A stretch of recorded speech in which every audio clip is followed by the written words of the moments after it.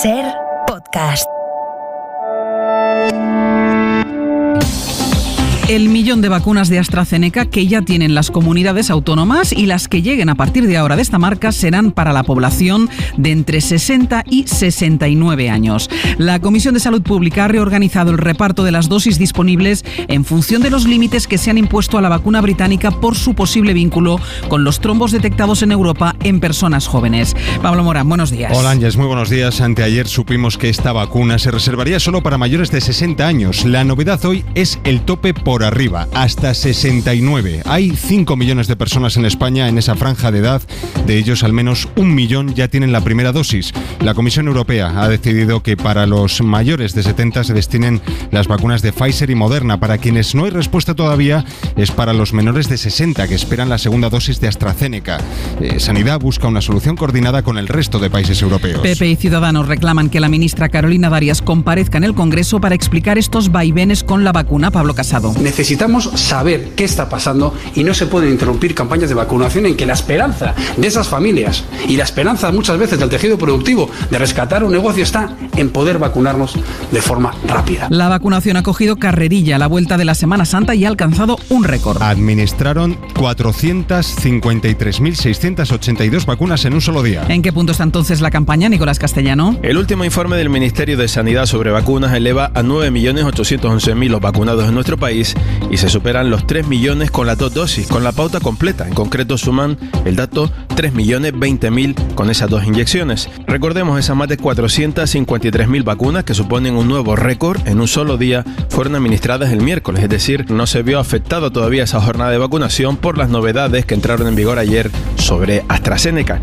De ese laboratorio, por cierto, se han administrado ya en España 2.300.000 dosis, de Pfizer casi 7 millones. Madrid abrirá esta mañana su tercer gran centro de vacunación. Estará el Withing Center, anteriormente conocido como Palacio de los Deportes. Lo que les podemos contar esta mañana es que las enfermeras jubiladas que se encargarán de pinchar recibieron su vacuna ayer mismo. Radio Madrid, Joan Jimeno, buenos días. ¿Qué tal? Buenos días. No les han concedido, por tanto, un margen de tiempo para comprobar que no tengan efectos secundarios. Ninguno, porque recibieron la primera dosis ayer por la mañana y hoy empiezan a trabajar en el Withing sin tener en cuenta las posibles secuelas. Se incorporan cerca de medio centenar de enfermeras jubiladas de entre 65 y 70 años, aunque alguna se niega a ir por el temor a los síntomas que puedan tener hoy y por el hecho de no estar inmunizadas. Es el caso de Pilar. ¿Cómo me vacunan el jueves y el viernes empiezo a vacunar yo? Si no estoy inmunizada, aparte de los síntomas que me pueden dar la vacuna el jueves. No veía ningún motivo. O sea, me parecía totalmente ilógico. Fuentes de la Consejería de Sanidad aseguran a Radio Madrid que cuentan con que ya hayan generado anticuerpos de ayer a hoy, algo que desmienten los expertos consultados también por esta emisora. Añaden también desde Sanidad que el riesgo de exposición de estas profesionales es el mismo que el de la población general porque no trabajan con pacientes contagiados. Todo esto aquí porque en Europa se rompe definitivamente la estrategia común para la adquisición de vacunas. Bruselas no niega, pero ha dado libertad para que cada país pueda cerrar la compra de dosis por su cuenta después de que Alemania haya confirmado su intención de llegar a un preacuerdo con Rusia para adquirir su vacuna, la Sputnik, incluso antes de que la Agencia Europea del Medicamento dé su visto bueno. Y este viernes decae el decreto de restricciones que acordó el Gobierno con las comunidades autónomas para Semana Santa, pero apenas notaremos cambios. No, porque la mayoría de las comunidades han prolongado los cierres perimetrales que incluye ese decreto. Entre las que no lo harán está Madrid, a pesar de que está en riesgo extremo de contagio desde el 19 de marzo, a pesar de ser la comunidad que aporta el grueso de contagios de toda España y a pesar de la presión en sus hospitales y de que su incidencia doble la media nacional, que está en 174 casos por cada 100.000 habitantes. Pero el Partido Popular se pone al frente de la oposición a la decisión del Gobierno de poner fin al estado de alarma que facilita estos cierres. Óscar García, buenos días. Hola, buenos días. Y dice Pablo Casado que da tiempo a que antes del 9 de mayo se pueda modificar la ley para evitar un agujero legal sin el estado de alarma. Esto tardaría en hacerse 15 días. Y yo lo que digo es que a tiempo estamos de aquí al 9 de mayo de hacerlo. Las comunidades del PP y también de Ciudadanos siguen expresando su malestar por, dicen, la precipitación. Y hay quien, como el andaluz Moreno Bonilla, apuesta por por retrasar todo hasta junio. Yo sería partidario de mantenerlo al menos un mes más. Hay que hablar, dice desde Cantabria Revilla, que propone una reunión de la Conferencia de Presidentes. Pues unifiquemos criterios con el presidente. El gobierno insiste en que el estado de alarma ha respondido solo a una situación de emergencia. Y avisa a María Jesús Montero de que si en algún momento vuelve a hacer falta el estado de alarma, se utilizará. Y de fuera ha tenido que venir otra vez Mario Draghi a defender a Europa, esta vez frente al desplante de Turquía, la presidenta de la Comisión, lo que ya se conoce como el Sofagate. El ahora primer ministro italiano ha lamentado lo que define de humillación a Ursula von der Leyen frente al mandatario turco. Con questi, chiamiamoli perché sono dittatori. Al que define como un dictador, con el que es necesario cooperar. Turquía ha convocado al embajador italiano en Ankara para protestar por esos comentarios. Es viernes ya, 9 de abril, y aunque nos parezca mentira, todavía hay cosas por descubrir en este mundo. Sonia Palomino, buenos días. Buenos días, Ángeles. Han encontrado en Egipto la gran ciudad de Luxor, que tiene 3.000 años de antigüedad. Un descubrimiento importantísimo, tanto que los investigadores lo consideran el segundo más importante desde que se encontró la tumba de Tutankamón. Sus descubridores la han llamado la ciudad dorada perdida, que parece el título de una película de Indiana Jones.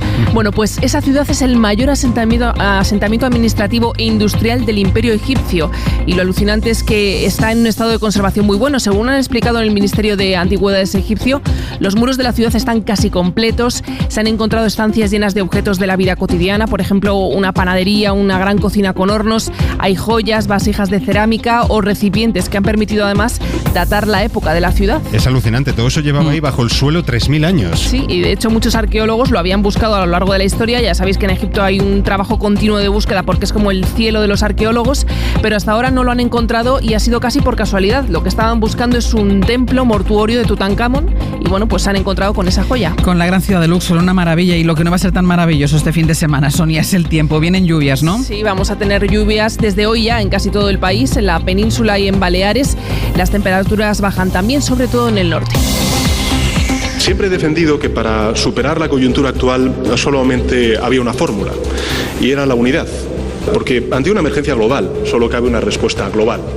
En la pandemia y ahora también con la vacunación, que tiene que ser global. Pedro Sánchez pronunciaba estas palabras ayer en su visita oficial a Senegal. Reclamaba unidad al presidente del gobierno en un mensaje que parece dirigido a la presidenta de la Comunidad de Madrid, Isabel Díaz Ayuso, que decidió ir por su cuenta intentando buscar la vacuna rusa a espaldas del gobierno central y del resto de autonomías. Ayuso tampoco va a seguir el criterio del resto de comunidades que están optando por seguir con los cierres perimetrales de Semana Santa, Sonia. Esta medianoche expiran los cierres perimetrales y en principio Madrid no tiene intención de reeditarlo. Es la única comunidad junto a Extremadura y Canarias que no quedaría cerrada. En el resto de territorios en las últimas horas hemos ido conociendo decisiones como la de Cataluña, donde este viernes han entrado en vigor los cierres comarcales. La Comunidad Valenciana mantiene su cierre perimetral autonómico vigente desde finales de octubre. Aragón publicará este viernes la prórroga del confinamiento autonómico y Castilla y León ha acordado restricciones adicionales hasta el 19 de abril. Y en Andalucía ya son 70 los municipios cerrados perimetralmente, casi una veintena con el comercio no esencial clausurado. Radio Sevilla, Elena Carazo, buenos días. Buenos días, Ángel. Sí, 69 localidades con cierre perimetral, 17 de ellas amanecen hoy sin actividad no esencial, 6 de ellas se encuentran en la Sierra de Cádiz. Los municipios con cierre perimetral se reparten por todas las provincias, 18 de ellos en Granada, 11 en la provincia de Sevilla. Como novedad, en las localidades que superen la tasa de los 500 casos por cada 100.000 habitantes, comercios y hostelería podrá abrir hasta las 8 de la tarde y no hasta las 6 como hacían hasta ahora. La incidencia del virus sigue subiendo en Andalucía, 17 puntos en las últimas 24 horas, con 2.590 contagios y 17 personas fallecidas. Pues la pandemia y con ella el batacazo del turismo y el retraso en la llegada de los fondos europeos lastran la economía. El gobierno actualizará hoy sus previsiones para este año, que según han avanzado ya todos los organismos internacionales, no serán tan elevadas como se pensaba en un principio. La última en rebajar las expectativas ha sido la AIREF, que pronostica una caída de la economía de 1,5 puntos con respecto a su anterior informe. Jordi Fábrega. Esta mañana conoceremos la magnitud de la rebaja de las previsiones de crecimiento que hace el gobierno y que confirmó la vicepresidenta Nadia Calviño en una entrevista.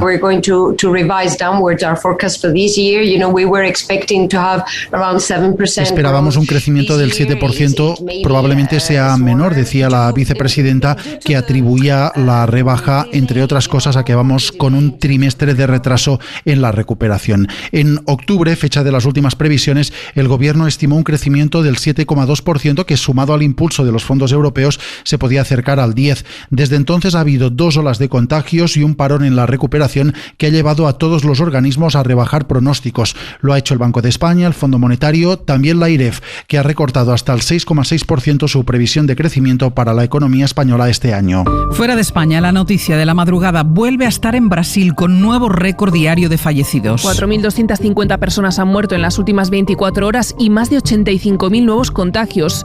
Los hospitales están desbordados, pero el presidente Bolsonaro ese clima de pavor dice que el clima de pavor no ayuda a salvar vidas. Se niega a imponer restricciones como si ha hecho ya Argentina, donde la pandemia no ha parado de avanzar en las últimas semanas. Por tercer día consecutivo ha marcado récord diario de casos, más de 23.000. Aquí en Europa, Italia, el primer ministro Mario Draghi priorizará, como en España, la vacunación de AstraZeneca para mayores de 60. Esto lo ha dicho en una extensa rueda de prensa en la que también se ha referido a la polémica por el desplante de Erdogan a la presidenta de la Comisión Europea. Corresponsal en Roma, Joan Solés. En esta ocasión, el expresidente de la Banca Central Europea, hoy primer ministro de Italia, Draghi, se ha expresado sin pelos en la lengua, de entrada a efectos internos de Italia. Smettetela di vaccinare chi ha meno di 60 anni, smettetela di vaccinare. Basta la vacunación a quienes tienen menos de 60 años, ha ordenado. Ha afirmado que las responsabilidades en el caos de la vacunación en la Unión Europea son numerosas. No ha criticado los contratos de la Comisión con las farmacéuticas, pero ha dejado claro que habrá nuevas adjudicaciones en los próximos años. Alitalia desaparece y en su lugar se crea una nueva compañía aérea de nombre ITA, que deberá mantenerse con sus propias alas, ha comentado el primer ministro, que por cierto se ha manifestado muy disgustado por el trato a la presidenta de la Comisión Europea, von der Leyen, por parte del presidente turco Erdogan. Con estos, digamos, dictadores, pero con quienes se necesita negociar, hay que expresar con franqueza la diversidad de opiniones. Y antes que terminara la rueda de prensa de Draghi, Erdogan ya había llamado a consultas al embajador italiano en Ankara. Y en Irlanda del Norte. Este es el sonido de las calles de Belfast en otra noche de disturbios en las manifestaciones contra los acuerdos del Brexit. El gobierno británico ya teme una espiral de violencia. En las últimas horas ha enviado a su ministro para Irlanda del Norte, Edward Luis, que ha condenado la violencia. La forma de abordar estas cosas es a través de un proceso político democrático y diplomático, ha dicho, después de reunirse con los principales partidos norirlandeses. Las tensiones han crecido en los últimos meses en la región por los acuerdos comerciales que se han adoptado tras el Brexit, que según denuncian los manifestantes aíslan a la zona económicamente. Y en Estados Unidos, los testimonios en el juicio por el asesinato de George Floyd van cimentando cada vez más la acusación contra el agente de policía que le presionó el cuello con la rodilla. Un médico, experto en neumología, ha certificado que Floyd murió por falta de oxígeno que le provocó una parada cardíaca. Corresponsal en Estados Unidos, Marta del Vado. El testimonio del neumólogo Martin Tobin también refuta el argumento principal de la defensa del expolicía Derek Chauvin, que asegura que George Floyd murió a causa de las drogas que había consumido y no por asfixia. El doctor Tobin dice que falleció por un bajo nivel de oxígeno que le causó un daño cerebral y esto le provocó una arritmia y una parada cardíaca. El experto explicó que el bajo nivel de oxígeno fue provocado por estar boca abajo, esposado, con una rodilla presionándole el cuello y otra la espalda durante más de 9 minutos. En definitiva, asegura que una persona con buen estado de salud también habría muerto por la asfixia provocada por el policía. Y sobre inmigración, Marta, las cifras que llegan de Estados Unidos son abrumadoras. Las detenciones en la frontera con México han aumentado más de un 70% durante el mes de marzo. Es el mayor incremento en 2 décadas, pero es que solo en ese mes casi 19.000 menores han llegado solos a este país. El niño nicaragüense de 10 años que pedía ayuda a un agente de la patrulla fronteriza hace unos días. ¿Te dejaron solo botado? ¿No vienes con mami o con papi o con nadie? Ha sido llevado a un centro de detención en Donna, Texas, donde han contactado con su familia en Estados Unidos. Lo mismo han hecho con los 19.000 menores que han cruzado solos la frontera durante el mes de marzo. Es la cifra más alta de la que se tiene registro. En total, más de 170.000 personas cruzaron sin papeles a este país el mes pasado, a la vez que se dispararon las deportaciones express, un 70% más que en febrero. Los 2 huracanes que azotaron Centroamérica en otoño, la violencia endémica de la región región y la pobreza, agravada por la pandemia, contribuyen a un aumento de la migración, sumado a la promesa de reforma migratoria de Joe Biden y al cambio, al menos de tono, en sus políticas, que ahora eximen a los niños de las deportaciones en caliente y se les permite permanecer en el país hasta que el juez decida sobre su situación. Con la ley de la eutanasia recién aprobada aquí en España, ahora es Francia la que aborda el debate de la legalización. Más del 80% de la población está a favor, pero la realidad parlamentaria no es tan favorable y parece difícil que la ley salga adelante. Informa desde París Irene Casado. Los diputados iniciaron el examen de un nuevo proyecto de ley para legalizar la eutanasia en la iniciativa del diputado socialista Oliver Falorni. Su propuesta abriría las puertas al recurso de una asistencia médica activa para morir, al alcance de toda persona capaz y mayor de edad en fase avanzada o terminal de una enfermedad grave o incurable que no pueda ser apaciguada o sea considerada insoportable. 5 diputados del Partido Conservador, los republicanos, presentaron más de 2.000 de las 3.000 enmiendas que serán estudiadas en los próximos días. El ministro de Sanidad, Oliver Véran, aseguró este jueves no estar convencido de que a día de hoy, en plena pandemia, deba abrirse un debate de tal envergadura. Y además, el Congreso ha aprobado por mayoría la primera ley de cambio climático en España. Esta ley se marca, entre otros objetivos, la reducción de emisiones de CO2 y el fin de la venta de coches contaminantes en 2040. Para avanzar en esa transición, la ministra de Transición Ecológica, Teresa Rivera, ha dicho esta noche en Hora 25 que muy pronto el Gobierno sacará un plan Renove para subvencionar la compra de vehículos eléctricos. Sí, inmediatamente. Yo creo que vamos a sacar ya una nueva versión, cada vez con más dotación para impulsar esa movilidad eléctrica, que además primará un poquito más a los autónomos, a las personas que están empadronadas en municipios de menos de 5.000 habitantes y por tanto facilitando también el dar señales para colectivos, que nos parece que es importante animar a este tipo de vehículo, y que primará un poquito más cuando se produzca el achatarramiento del coche. Se viene un fin de semana deportivo la mar de interesante, con el Clásico y la Liga en juego, pero ya hoy la imagen será la de un regreso. Antón Meana, buenos días. ¿Qué tal, Ángel? Buenos días. Vuelve Pau Gasol, hoy saltará a la cancha con la camiseta del Barça después de su largo paso por la NBA. Será en el Palau a las 9 de la noche, sin público, una pena, y ante el Bayern de Múnich. Y como dices, 20 años después vuelve a la Liga CB, camiseta del Barça. Hace 2 años que no juega un partido, 20 de marzo de 2019 con Milwaukee Bucks, pero hoy cita con la historia, vuelve Pau Gasol. Vuelve 20 años después con la camiseta del Barça. Una vez más se demuestra aquello de que todo vuelve, aunque en verdad hay cosas que no deberían hacerlo nunca. Ismael Álvarez, exalcalde condenado por acoso sexual a su concejala Nevenka Fernández. Hace 20 años de aquello y anoche habló. Lo hizo en Castilla y León Televisión para decir que la víctima es él. Yo no me tengo que arrepentir absolutamente de nada, porque yo no hice nada de nada de nada. Es una condena absolutamente injusta. Creo que nadie estará en condiciones en este mundo de garantizar de que todas las sentencias son justas. Esta desde luego no lo ha sido, porque no encontré el juez adecuado que hiciera justicia de verdad. Me han condenado sin ninguna prueba. Álvarez ha hablado por primera vez desde el estreno del documental de Netflix en el que Nevenka narra las encerronas del exalcalde y su entorno para propiciar encuentros con la concejala en hoteles. Él afirma que era ella la que le buscaba. Ella fue, no dejó que fuera mi secretaria, ella reservó ese hotel, una habitación para los dos. Esto en la época en que se queja de acoso, no en la época de relación consentida, no, en la época supuestamente de acoso. El Supremo ratificó una condena que defiende justo lo contrario. Desde luego hay quienes siguen anclados completamente en el siglo pasado, niegan la verdad, aunque esta verdad sea judicial, sea científica. Ahí tienes a Vox y a su diputado Francisco José Contreras en el debate de la nueva ley del cambio climático. Pero de ningún modo el fin del mundo, si esa paranoia en la que ha caído gran parte de la sociedad occidental y sin ningún fundamento científico. Hay más de su negacionismo. Esta es su solución para la subida del nivel del mar. En el peor escenario estaríamos hablando de una subida del nivel del mar de 60 centímetros para 2100. Será un problema perfectamente gestionable por nuestros descendientes, porque eso se soluciona con una cosa llamada dique, que está inventada desde los egipcios, ¿no? Los diques. los tickets al mar igual que las puertas al campo. Y si suben las temperaturas, dice que mejor, porque si ahora muere la gente de frío, pues con calor morirá menos. Exacto. Bueno, realidades paralelas para empezar este viernes, ante las que hay que respirar, la verdad, muy hondo. Es 9 de abril. Una mañana con estos titulares. La mayoría de las comunidades mantienen el cierre perimetral que activaron en Semana Santa. Solo Madrid lo levantará a pesar del elevado nivel de contagios. En Cataluña esta medianoche ha entrado en vigor el cierre comarcal y en Andalucía son ya 70 las localidades con cierre perimetral. La incidencia en España ha vuelto a subir. Está en 174 casos por cada 100.000 habitantes, 7 puntos más que el día anterior. Finalmente España pondrá la vacuna de AstraZeneca a la población de entre 60 y 69 años. A los mayores de esa edad se les suministrarán las dosis de Pfizer o Moderna.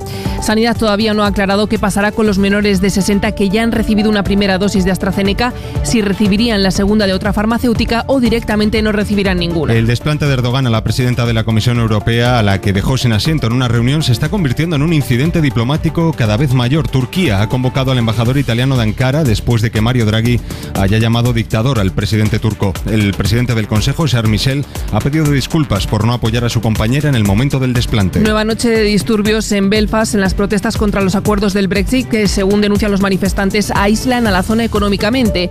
El ministro para Irlanda del Norte ha viajado a la zona para tratar de atajar la violencia y ha reconocido que el protocolo está causando problemas. Y además, Sonia, a punto de cumplirse 8 años del accidente del Albia en el que murieron 80 personas, la Audiencia Provincial de A Coruña ha cerrado la investigación. Solo el maquinista y el jefe de seguridad serán procesados. Tendrán que sentarse en el banquillo de los acusados por 80 delitos de homicidio por imprudencia y otros 144 de lesiones. Radio Galicia, Jaime López Bodía. Bodía, la plataforma de víctimas echa en falta la presencia de algún responsable de Renfe en el banquillo de los acusados. Creen que los magistrados no evaluaron la falta de medidas de seguridad. El ERTMS embarcado en el tren siniestrado, pero ven algo positivo en el cierre de la instrucción. La imputación del excargo de Adif desmonta la versión oficial del aparato del Estado. Jesús Domínguez, presidente de la plataforma. Entonces, para nosotros es una satisfacción que se desmonte la verdad oficial que con Ana Pastor al frente pues trataron de imponer, ¿no? Y decir que el maquinista era el único responsable. Ya no caben recursos. En julio se cumplen 8 años del accidente, 80 muertos en la curva de Angrois. El juicio no será hasta el 2022. Los Mossos d'Esquadra han detenido en una pequeña localidad del Empordà, en Girona, a un hombre que llevaba un cadáver en el maletero. El arrestado venía de Suiza y huyó de un control policial en Francia hasta que fue detenido en nuestro país. La investigación ha descubierto que el cadáver pertenecía a la pareja sentimental del arrestado. Girona, Jordi Artesa, buen día. Buen día. El aviso llegó cuando un coche circulaba en dirección contraria por la autopista P7. La policía le dio el alto, pero el coche no paró hasta que tuvo un accidente y en una carretera secundaria y después de 30 kilómetros de conducción temeraria. Pero el caso fue más allá cuando en el interior la policía encontró el cadáver de un hombre de 88 años de nacionalidad suiza que llevaba unas 3 semanas muerto. El hombre era la pareja del conductor de 66 años. Según contó, el hombre padecía una enfermedad terminal y quisieron dar un último viaje. El conductor está detenido, tendrá que declarar ante el juez y el cadáver se le va a practicar la autopsia.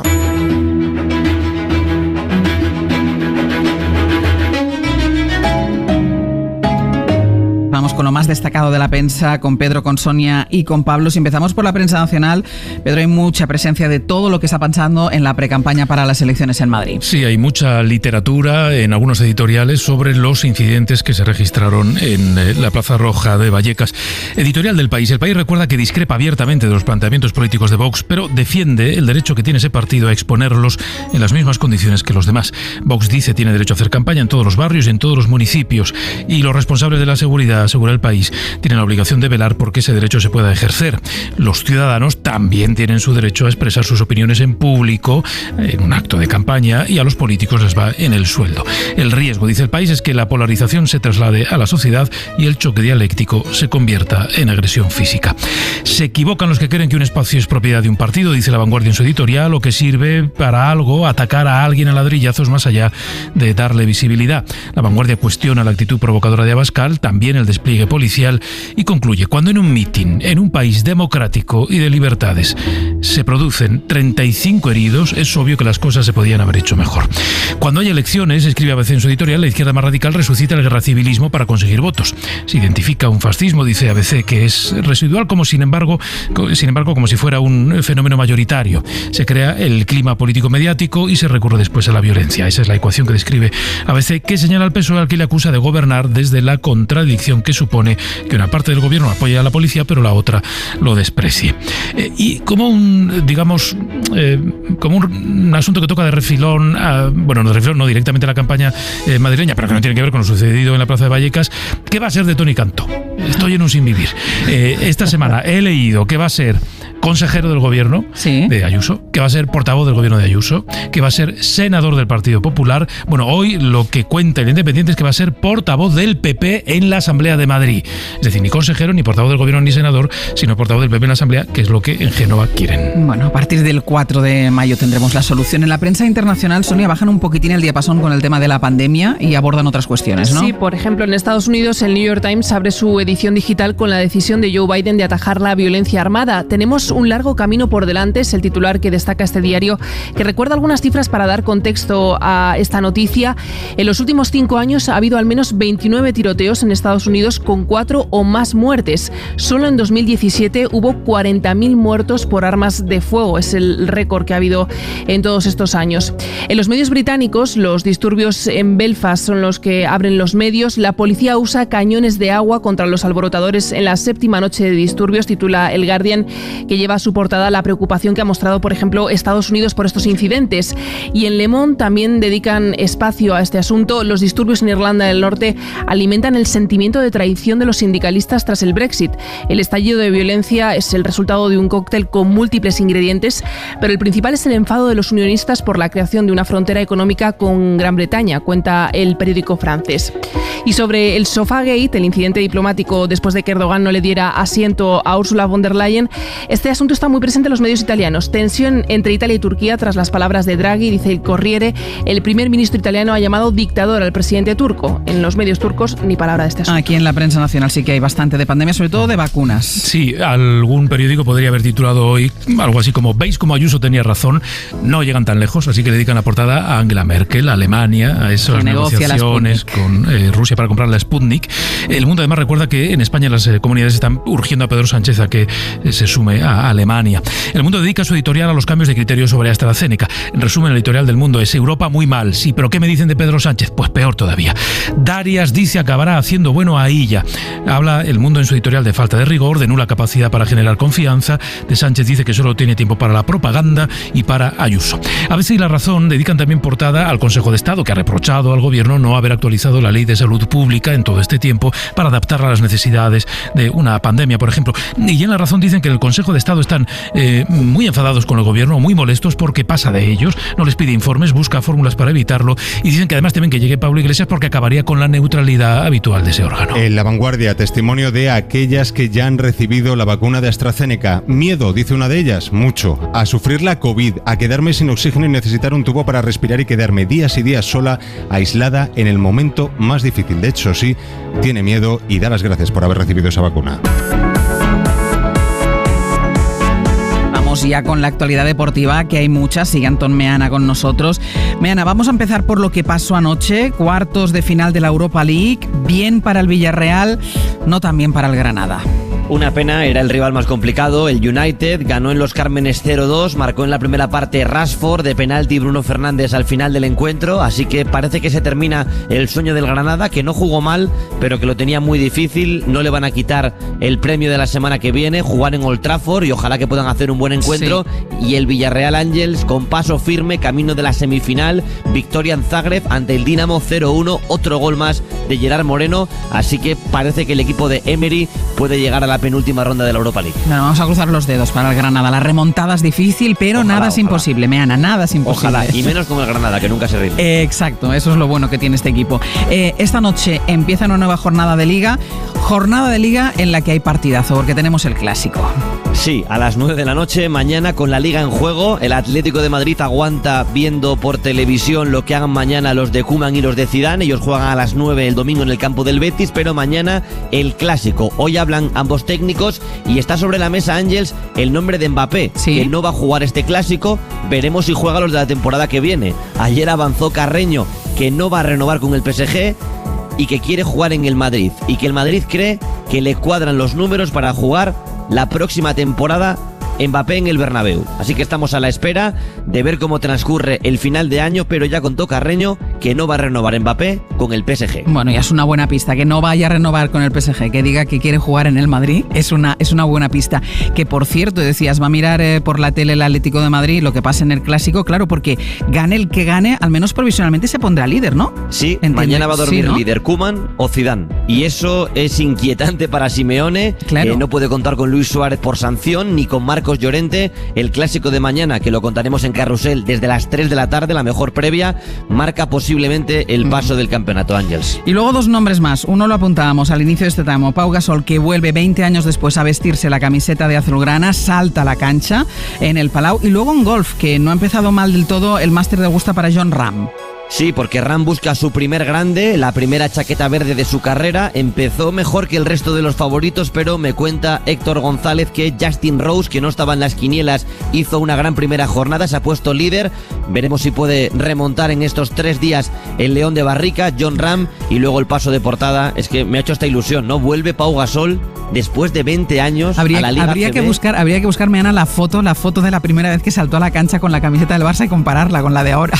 No parece la misma persona, no parece el mismo Pau Gasol, pero es el mismo, le hace mucha ilusión, lo ha pasado fatal, 2 años sin jugar al baloncesto, 20 de marzo de 2019, y se fue en 2001, triunfó, ha ganado anillos, es posiblemente el mejor deportista junto a Nadal, Indurain y compañía de la historia, y a las 9 de esta noche se viste del Barça en el Palau. Un redebut que yo creo que emocionará incluso a aquellos que nos sigan mucho el baloncesto. Meana, un beso.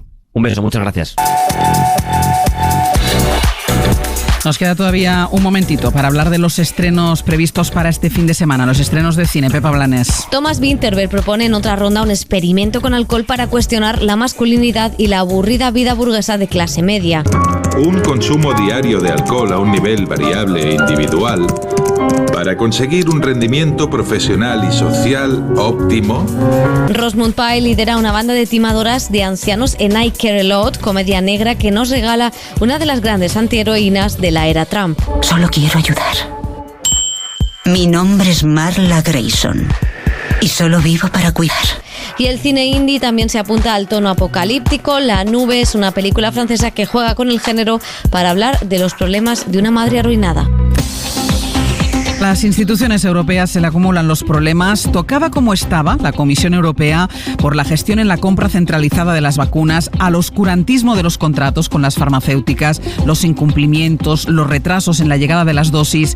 Se suma ahora la iniciativa alemana de gestionar por su cuenta la compra de la vacuna rusa Sputnik en cuanto sea autorizada. Europa da vía libre a la iniciativa porque la Comisión no piensa negociar la compra centralizada de la vacuna fabricada en la Rusia de Putin, pero la consecuencia más inmediata puede ser que de nuevo veamos a los países europeos negociando y comprando por su cuenta, convirtiendo de nuevo la gestión de la pandemia en un sálvese quien pueda, como sucedió en los primeros compases. Las autoridades europeas no ven ningún problema en ello, mientras los países se sometan a la disciplina en cuanto a las vacunas compradas ya colectivamente hasta ahora.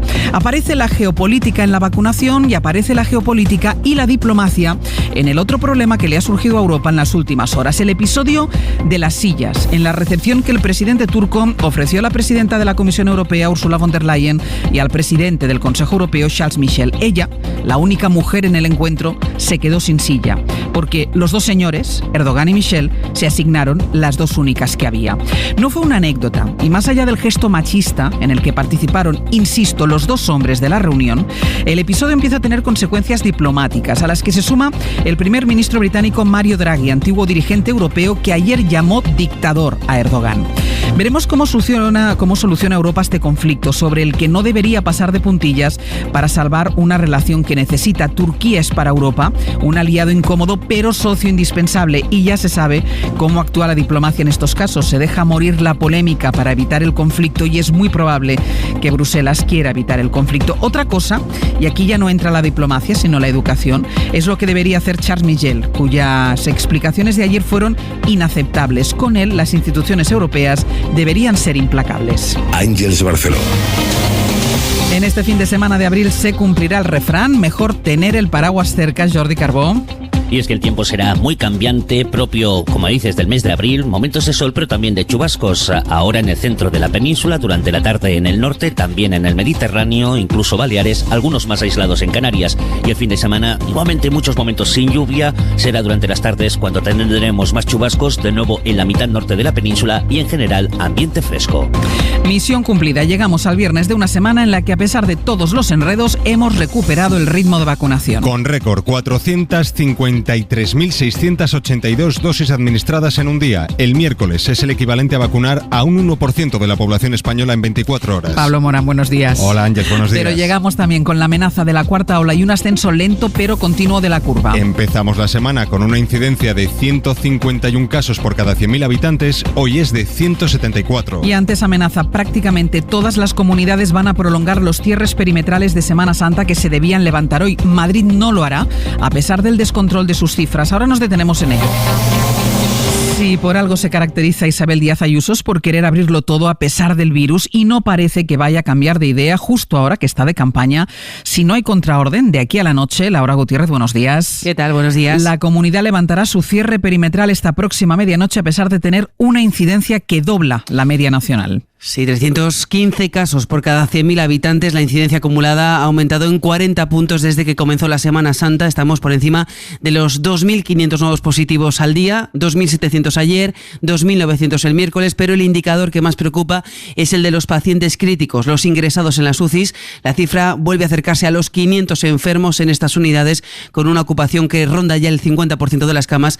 En planta rozamos los 2.000 enfermos COVID. Con estas cifras, Madrid no cierra, abre hoy un nuevo centro de vacunación masiva en el Within Center, donde, por cierto, quien va a inocular las dosis de AstraZeneca son enfermeras jubiladas a las que se vacunó ayer, horas antes de su estreno, con una sola dosis, y cruzando los dedos, Ángeles, para que no tengan efectos secundarios. Laura, gracias. A vosotros. Navarra, que es la otra comunidad en riesgo extremo de contagio y con una incidencia superior a 300 casos, sí va a mantener el cierre perimetral. No lo harán ni Extremadura ni Canarias, aunque, a diferencia de Madrid, están en riesgo medio, entre 50 y 150 casos. Y lo ha hecho Cataluña. Lo que ha hecho Cataluña es cerrar todavía más, eso sí, después de abrir en Semana Santa. Esta pasada medianoche ha vuelto el cierre comarcal. Barcelona, Sergi López, buen día. Hola, buen día. En Cataluña hemos vuelto a la situación previa a la Semana Santa. No se puede salir de la comarca de residencia si no hay un motivo justificado. En el caso concreto de Barcelona y ciudades colindantes como Badalona y Hospitalet, sus alcaldes se muestran partidarios de hacer un confinamiento de toda el área metropolitana, porque con el cierre comarcal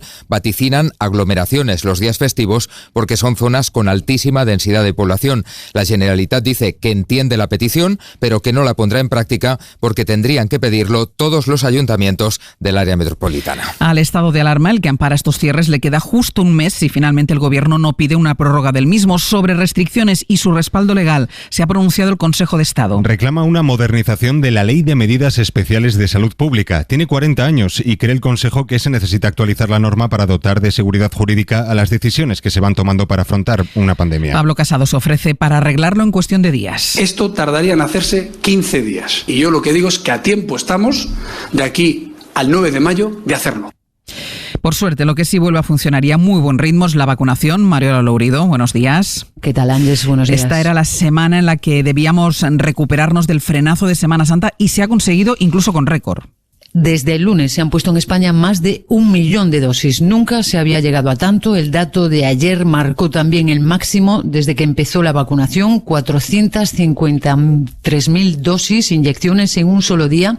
3 millones de personas están inmunizadas ya con la pauta completa, con las 2 dosis, cifra que supone el 6% de toda la población.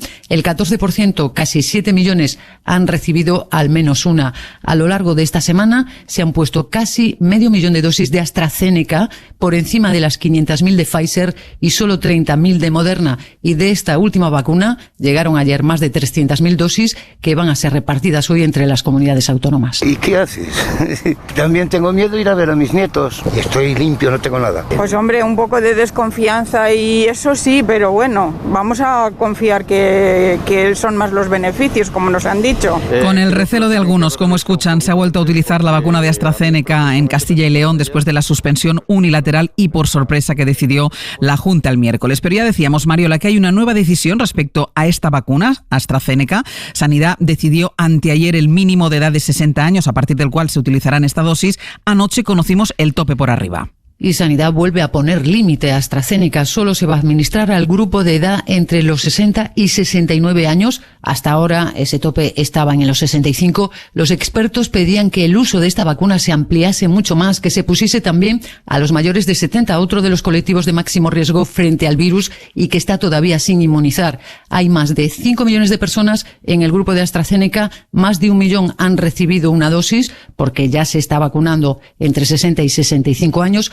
Una vez terminada esta franja se va a completar hasta los 69 y la Comisión de Salud Pública ha dejado en el aire la solución para los menores de 60 que se han quedado colgados con la primera dosis de AstraZeneca. Se va a seguir estudiando si se les deja con una sola o si reciben la segunda con AstraZeneca o con otra marca diferente. Sanidad dice que la decisión se tomará con evidencia científica y en coordinación con la Agencia Europea del Medicamento y con otros países europeos. Luego ampliamos en el abierto, Mariola.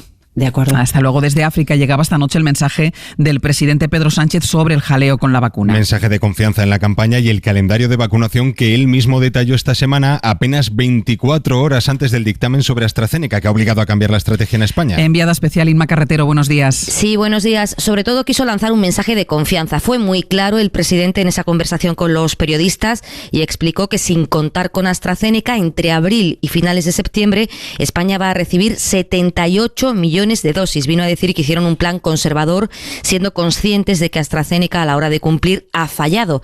Esas fueron sus palabras. Insistió además en que trabajan en el escenario de no prorrogar la alarma, que en mayo no sean necesarios el toque de queda y el cierre entre comunidades, y tampoco ve bien el plan B de Casado porque rechaza que se pueda llevar a la legislación orgánica la limitación de derechos fundamentales. Y un último apunte sobre la pandemia. En esa charla informal en el vuelo de Luanda a Dakar, comentó que el problema de Madrid no es la incidencia acumulada, sino las hospitalizaciones. No se están registrando todos los contagios, eso cree el presidente del Gobierno. Bueno, acusación esta última que debemos enmarcar también en la precampaña de Madrid, al igual que la estrategia que se ha marcado el Partido Popular. Mariela Rubio, buenos días. ¿Qué tal? Buenos días. Porque a pesar de lo que dijo Isabel Díaz Ayuso esta semana... No vale todo en campaña y desde luego la epidemia no debería ser en ningún momento un arma arrojadiza. Bueno, pues a pesar de esto parece que la estrategia es la de hacer oposición con la vacuna, Mariela. Sí, Pablo Casado desde luego aseguraba ayer que las cifras y calendario de vacunación del Gobierno no cuadran.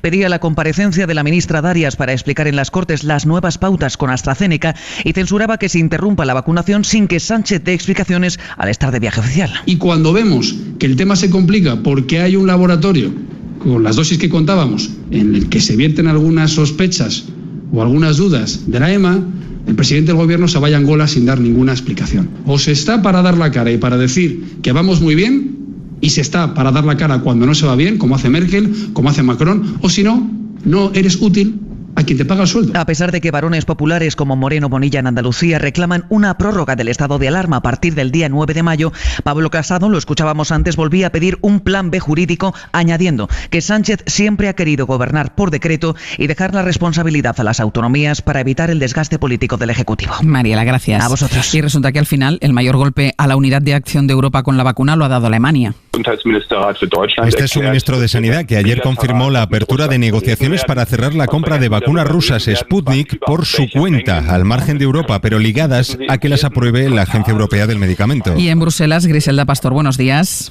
Hola, muy buenos días. Allí insisten en que esto no rompe la estrategia comunitaria, que los países pueden comprar vacunas por su cuenta si quieren.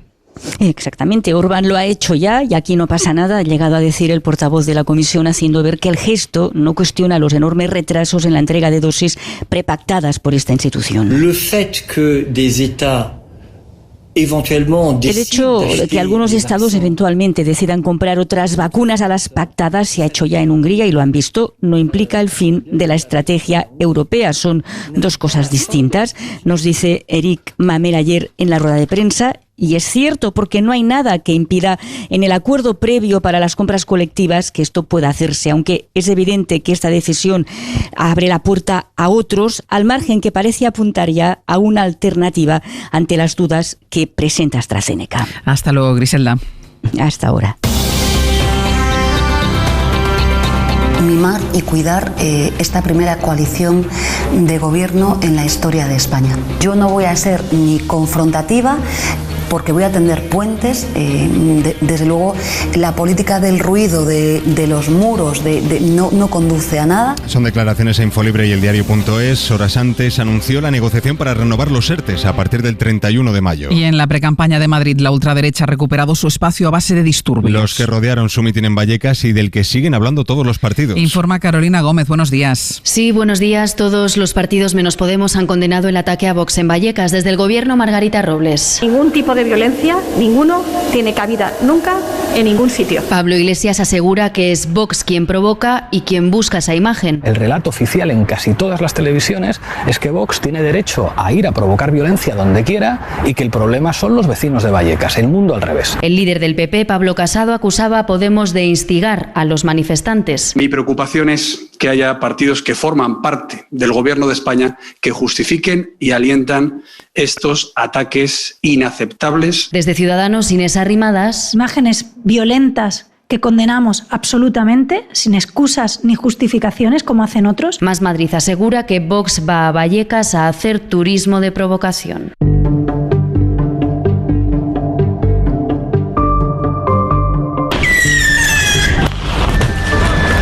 Y este es sonido de Belfast. Anoche van 7 días de violencia callejera en la capital de Irlanda del Norte por la situación de la frontera tras el Brexit. El gobierno británico teme que estos disturbios terminen por romper los acuerdos de paz del Viernes Santo. Corresponsal Begoña Arce. En Belfast, a donde había llegado ayer con carácter de urgencia, el ministro para Irlanda del Norte, Brandon Lewis, reconoció que el Brexit está causando problemas en la región, pero condenó los disturbios que se vienen sucediendo desde hace días. La manera de abordar estos asuntos es por proceso diplomático, democrático y político. No hay legitimidad ni excusa para la violencia, decía el ministro. El protocolo para Irlanda del Norte ha creado una frontera que le separa del resto del Reino Unido. Ha complicado las importaciones y exportaciones que han repercutido en los consumidores. Además de eso, unionistas y lealistas creen que favorece a los nacionalistas y se sienten traicionados por Boris Johnson. Ahora todos los llamamientos son a la calma ante el temor de entrar en una espiral de violencia incontrolable. Y en Estados Unidos, Joe Biden aborda el enorme problema que tiene su país con las armas de fuego. Cree el presidente que la muerte de 100 personas al día es una de las mayores vergüenzas para su país y pide actuar. Corresponsal Marta del Vado, buenos días. Buenos días. 11.417 personas han muerto por violencia armada en los primeros 3 meses de este año. Para el presidente Joe Biden se trata de una epidemia y una vergüenza internacional y pone entre sus prioridades el control de armas de fuego. Este jueves ha anunciado 6 órdenes ejecutivas para regularlas, empezando por las armas caseras, las que se construyen con diferentes dispositivos sin número de registro, lo que hace imposible detectarlas e identificar a su dueño. Pero el problema de la violencia armada es enorme en este país y la lucha la tiene que empezar Biden por el Congreso, a quien pide que prepare un marco legislativo que prohíba el uso de rifles de asalto o que vete la tenencia de armas a quienes representan un potencial peligro, unas medidas a las que los republicanos se oponen en bloque. Y además, Pablo, George Floyd murió por la falta de oxígeno en sangre. Lo dicen los peritos médicos que siguen declarando en el juicio de Minnesota y que siguen reforzando la evidencia de que el afroamericano murió por la acción del policía Derek Chauvin, el único acusado en este juicio, que presionó el cuello de Floyd con su rodilla durante minutos. Sube la tensión en Ucrania. Y amenaza con el estallido de una nueva guerra. El Kremlin ha amenazado con intervenir en ese país si las autoridades ucranianas organizan una matanza similar a la de la ciudad de Srebrenica en 1995. La tensión allí lleva días creciendo. La misión de la OSCE que vigila el cumplimiento del alto el fuego ha registrado 1.500 incidentes en la última semana.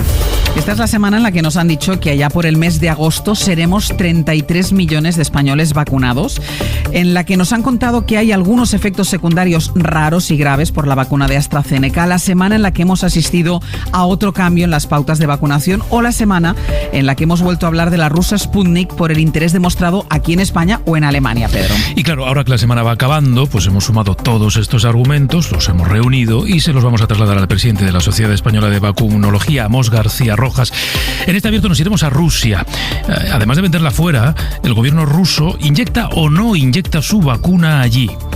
No mucho. Luego nos lo contará la corresponsal del País. Le vamos a pedir a Griselda Pastor que nos cuente también cómo se ve en Bruselas esta carrera por cerrar acuerdos para comprar la vacuna cuando se pueda comprar en Rusia. Mariola Lourido nos va a actualizar el libro de instrucciones de las vacunas en España. A ver si conseguimos que quede claro qué vacuna le tocará a usted y más o menos cuándo le puede tocar. Y comprobaremos que contra la estupidez no hay vacuna. Vamos a escuchar los argumentos que ayer desplegó un diputado de Vox en el debate sobre la ley de cambio climático en el Congreso. Dijo que tampoco pasa nada porque suban las temperaturas porque hay mucha gente que muere de frío. O que la subida del nivel del mar pues tampoco es tan dramática porque ya los egipcios inventaron los diques. Y ahora a ver por dónde salen Verónica Fumanal, Emilio Contreras y Nacho Corredor. Saldrán, porque ellos son muy hábiles y saldrán. Verónica Fumanal, muy buenos días. Buenos días. ¿Qué tal estás? Muy bien. Emilio Contreras, buenos días. Buenísimos días. ¿Todo bien? Todo bien. Y Nacho Corredor, muy buenos días. Buenos días. ¿Todo bien también? Sí, pero llueve y estoy de mal humor, así que preparaos. ¡Dios! Atención, que Nacho Corredor está de mal humor. ¿Pero porque llueve o por otras cosas? No, porque llueve, soy muy ciclotímico, muy sensible yo al estoy clima. un poco ahí, ¿sí? Yo también estoy un poquitín ahí contigo. Voy a pararme un momentito para arrancar este abierto en esto que proponía ahora Pedro, porque ahora mismo que Vox está en el centro del debate y de la polémica política en la precampaña para las elecciones en Madrid por todos los disturbios que hubo en el míting de Santiago Abascal en la Plaza Roja de Vallecas, yo quisiera recuperar dos episodios, dos momentos que sucedieron ayer en el Congreso de los Diputados. Ya saben que ayer se aprobó la ley sobre el cambio climático y me gustaría que escucharan al diputado de este partido de ultraderecha que intervino en la comisión, Francisco José Contreras, todo un ejemplo de negacionismo. En el peor escenario estaríamos hablando de una subida del nivel del mar de 60 centímetros para 2100. Será un problema perfectamente gestionable por nuestros descendientes, porque eso se soluciona con una cosa llamada dique, que está inventada desde los egipcios, ¿no? Los diques. Hoy día mueren de frío 17 veces más personas que de calor, ¿no? Luego, que se caliente un poquito el planeta para empezar a reducir las muertes por frío. Bueno, si sube el nivel del mar se ponen diques, si se aumenta la temperatura del planeta, pues mejor, porque morirán menos personas de frío, ¿eh? Ese es el nivel y la ignorancia sobre los efectos del cambio climático. Y segundo episodio, también ayer en el Congreso, en el que me quiero detener, el diputado Andrés Rodríguez, siendo respetuoso, pero bueno, sobre todo muy machista, con la presidenta de la Comisión de Industria. Muchas gracias, señora Presidente. Esta incoherencia gramatical de señor diputada es algo que usted hace voluntariamente o es accidental. Pero como he visto que tenía un problema gramatical usted, se lo he puesto para ver si el problema era suyo o entendía cuando era al contrario, lo entendía bien. Se lo agradezco. Entonces veo que la observación está muy bien entendida. O sea, entonces entiendo cuando usted se refiere a mi masculino es que lo hace conscientemente, ¿no? Espero que conste en acta este comportamiento. Yo también espero que conste en acta mi respuesta. Sí, no, y se lo agradezco. A su trato irresponsable contra la presidencia de esta mesa cuando está presidida por una mujer.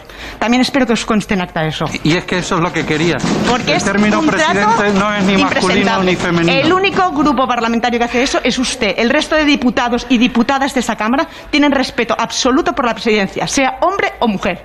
Ustedes muestran un desprecio absoluto. No sabe por lo tanto, diputado, le digo, aquí se acaba la conversación. Si quiere posicionarse en la PNL... La presidenta de esa comisión es Sandra Guaita, del Partido Socialista. Diputada, ¿qué tal? Muy buenos días.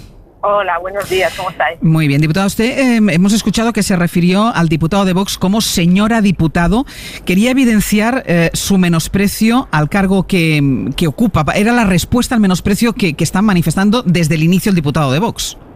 Es que esto, claro, es verdad que venía ya de antes, ¿no? Llevamos todo el día en una comisión y cada vez que se dirigían hacia mí, se dirigían como señora presidente. Yo creo que es una falta de respeto absoluto. Y yo aguanté muchas horas, se lo digo de verdad. Pero al final ya, pues él solo se siente interpelado cuando yo me dirijo hacia él como señor diputada. En ese momento se ve que le molesta profundamente y entonces se indigna y me interpela a mí.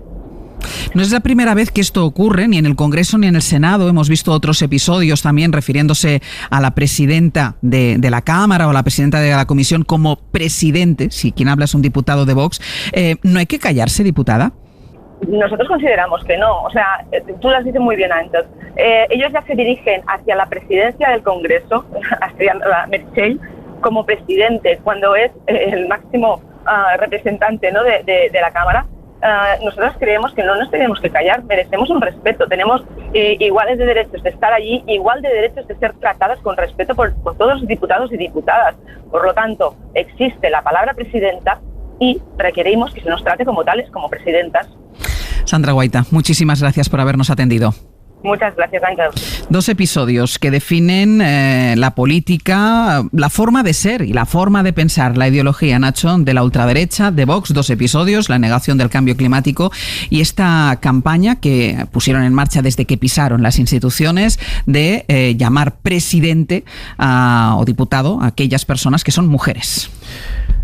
Se habla mucho y mucha gente se pregunta, ¿todas las opiniones son respetables? Y está asumido en el debate público que sí, cuando la respuesta es que no.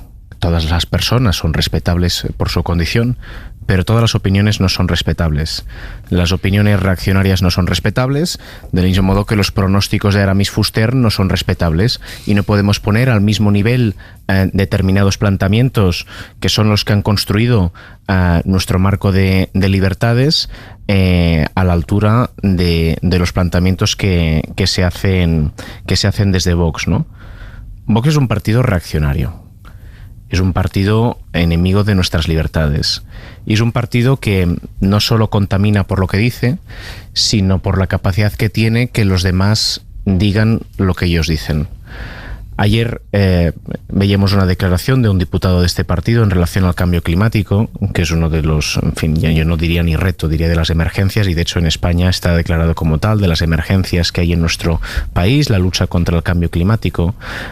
Hasta el momento en España había habido una política entre Partido Popular y Partido Socialista de avanzar en la misma dirección, de no negar el problema, y la discrepancia estaba en los ritmos que podía haber en ese reto, que es uno de los principales de este gobierno.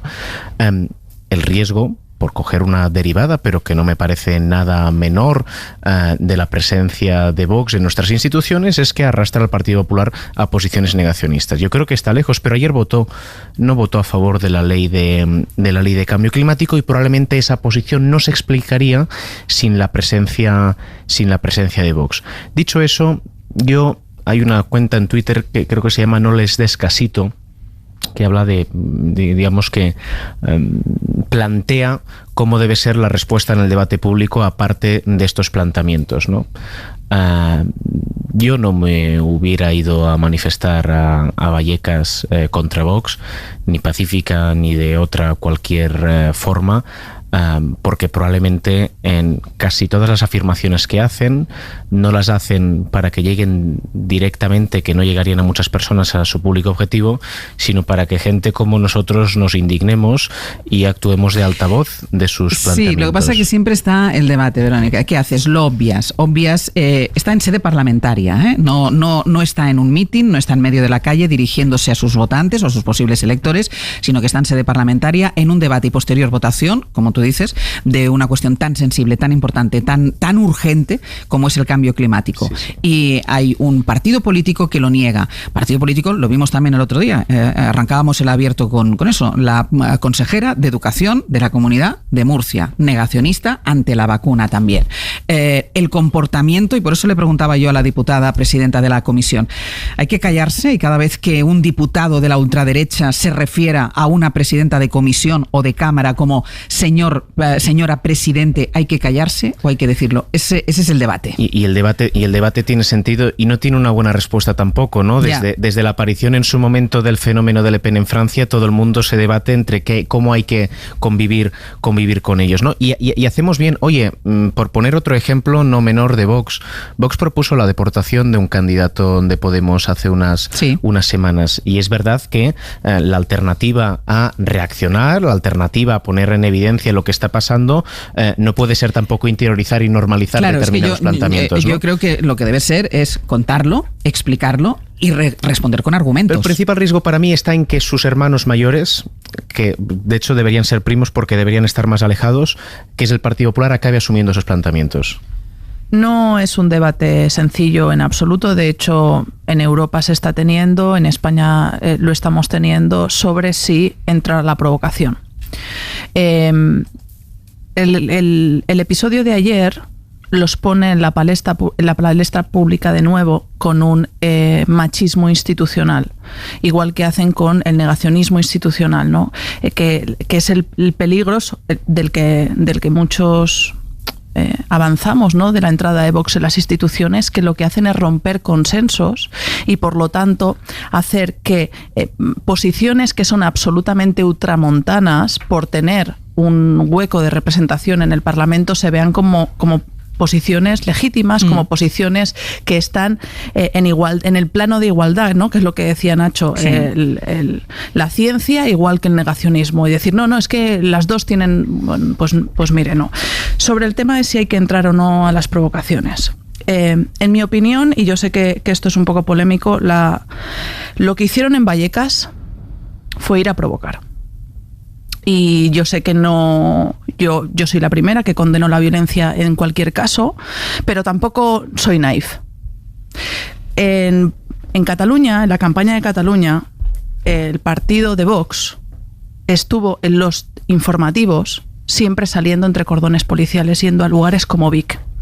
En Vic, la gente lo sabe, que la gente, o sea, los partidos políticos en campaña van a hacer mítines a sus feudos, porque eso lo que hace es movilizar a la gente, lo que hace es, bueno, pues tener imágenes de potencia, ¿no?, con gente.